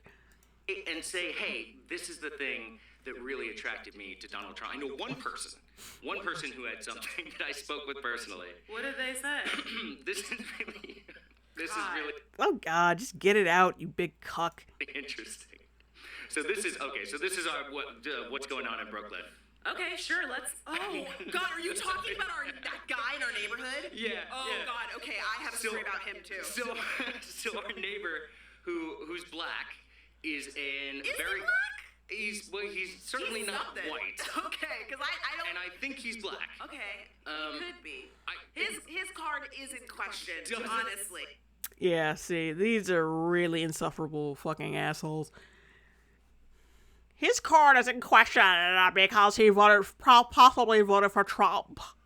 He's not white. He's not Trump's favorite person. I can say that. Okay. So he's a very vocal Trump supporter, and I've butted heads with him so many times, just walking around, running into him. Very nice guy, otherwise. Yeah, it's so weird. He's such a nice nigger. That stupid Trump supporting nigger. He's so nice. or like whatever the fuck he is. Like they're confused as to what he is, which means he's probably just like a light-skinned black person, possibly. The day that he mentioned Donald Trump, I was so confused. It's like fucking Stockholm syndrome. I don't understand why he supports Donald Trump. What did he tell you? Agreed. God. Well, he said many things about why. Okay, so the first. Yeah, because mindlessly agreeing with the left and ostracizing anyone with a different opinion. That's not Stockholm syndrome at all. That's not a product of cult mentality at all. Part of this. Why he wanted Donald Trump to win, and that's because he's from Coney Island, and the Trump family invested a lot of money there, and I apparently helped build up Coney Island and make it what it is today. So he was from there. What he saw, he met them Coney personally. Island is a shit show, though. It's not. It's... Look, I've been there to ride the Luna Park roller coaster, and that's about it. That's all I've seen. Okay. We were there for the Mermaid Festival. That was it. Okay. But, you know, he said he met them, they were nice to him in person for whatever 30 seconds that he spoke with them, and they had a positive influence on the place that he grew up. Okay. So he had a positive impression of the Trump family. And that was pretty much it. And we're still going to invalidate his feelings anyway. But here's what blew my mind, was that after Hillary lost, and he knew how depressed I was going to be about it, he came up to Don't fucking admit. Don't have a penis and admit that. No, don't be human and admit that. I was so depressed when Hillary lost. I was so depressed. Oh God, don't admit that. Don't admit that. You look stupid. You look so. Oh God. Oh. He was so kind and so considerate in offering his condolences as to Hillary's loss. And I was like, okay, a brown Trump supporter just came up to me. Oh, I love how you just like a brown Trump supporter. Oh. And was very, very kind and considerate. Okay, so. And I was like, I don't know which way is up anymore. Okay. Honest. Oh God. Like, if he wasn't with her, if he wasn't devoutly like a liberal, like a leftist fuckboy, he would be a racist. He's already racist, in my opinion. He's already fucking racist. A brown Trump supporter? A brown man? Not thinking brown thoughts? My mind is blown. My tie is spinning. This guy is the weirdest guy. Okay, so he loves our dogs. Every single time I see him, he's always like, "Hey puppies, I love you so much." He like does. That's a good impression. He has a full-blown makeout sessions with Phil. I'm talking like tongue down Phil's throat. I mean, it's very disturbing because I'm like, Phil. Like, yeah, talk shit about him because he's a fucking Trump. That's the only reason why you're like putting him on blast like that and like exaggerating. He's basically a dog fucker. His butthole like all day. Like that is really gross. Okay, so he's always super friendly to me. We always have like great conversations, whatever. I was very surprised when I found out he was a Trump supporter. Right. One day I was walking and I saw him and I was like, "Hey, what's up?" and whatever. And no, actually I didn't speak to him. I was walking and he was ahead of me. And this white girl brushed past him. I think she kind of hit him when she was walking by. And he blew up in a way that I had never seen him before. He was like, "Fuck you, bitch. Get the fuck out of our neighborhood. I don't want your white ass around here. You don't own Brooklyn. I do, motherfucker, blah, blah, blah." It was really scary because I had never seen him act like that. Okay, and now you're telling me that he came up to you and was really nice. Today, while I was making lunch, who do I hear screaming outside? Him. Screaming, "What was he screaming I'm about? a fucking American. I'm an American and I live here." I was like, what is going on? And he was arguing with Beverly about the election outside. And the two of them together. The two loudest people within 5 miles of our apartment. The two loudest people in Brooklyn were screaming at. Yeah, I'm sure they won't see this and fucking like. I'm sure they hate your guts after this fucking podcast, if they even watch it. Probably not, but still, like, and you're using their like one of them. You're using their real name. Are you fucking retarded? Oh, you idiots! Oh, two most insufferable fucking people. I would not want to live next door to these people. Who knows if what they're saying is even fucking true? Like, I'm gonna stop here because god damn it, they're awful. That's gonna be the end of the stream, guys. Like I said, YouTube has completely demonetized my channel. Completely. Like, I can't try to get it remonetized until like 30 days from now. So if you guys wanted to send a super chat and were disappointed that you couldn't, you can send money either to my PayPal or become a patron. If you want to, you know. Oh, shit. But yeah, YouTube completely demonetized my channel for basically no reason. The reason they gave me was complete bullshit. They said I was duplicating videos, which was bullshit. Don't know where the fuck they got that from. Maybe someone behind the scenes is working their magic against me because of maybe some recent videos I came out with. But yeah. I'm completely fucking demonetized. So if I ever do a stream and you feel the urge to send me a super chat and you can't because they've demonetized everything, go to the link in my description. In the description probably after this. No, you should be able to right now. Okay. Just go to the link in my description, either my PayPal or my Patreon. Because that's all I got right now. I hope they still pay me the fucking super chat money I got last week. I better see that fucking money. Otherwise, somebody is going to... I was going to say something else. Someone's going to get got. Someone's going to get smacked. I'm telling you that right now. But yeah, thank you guys for tuning in.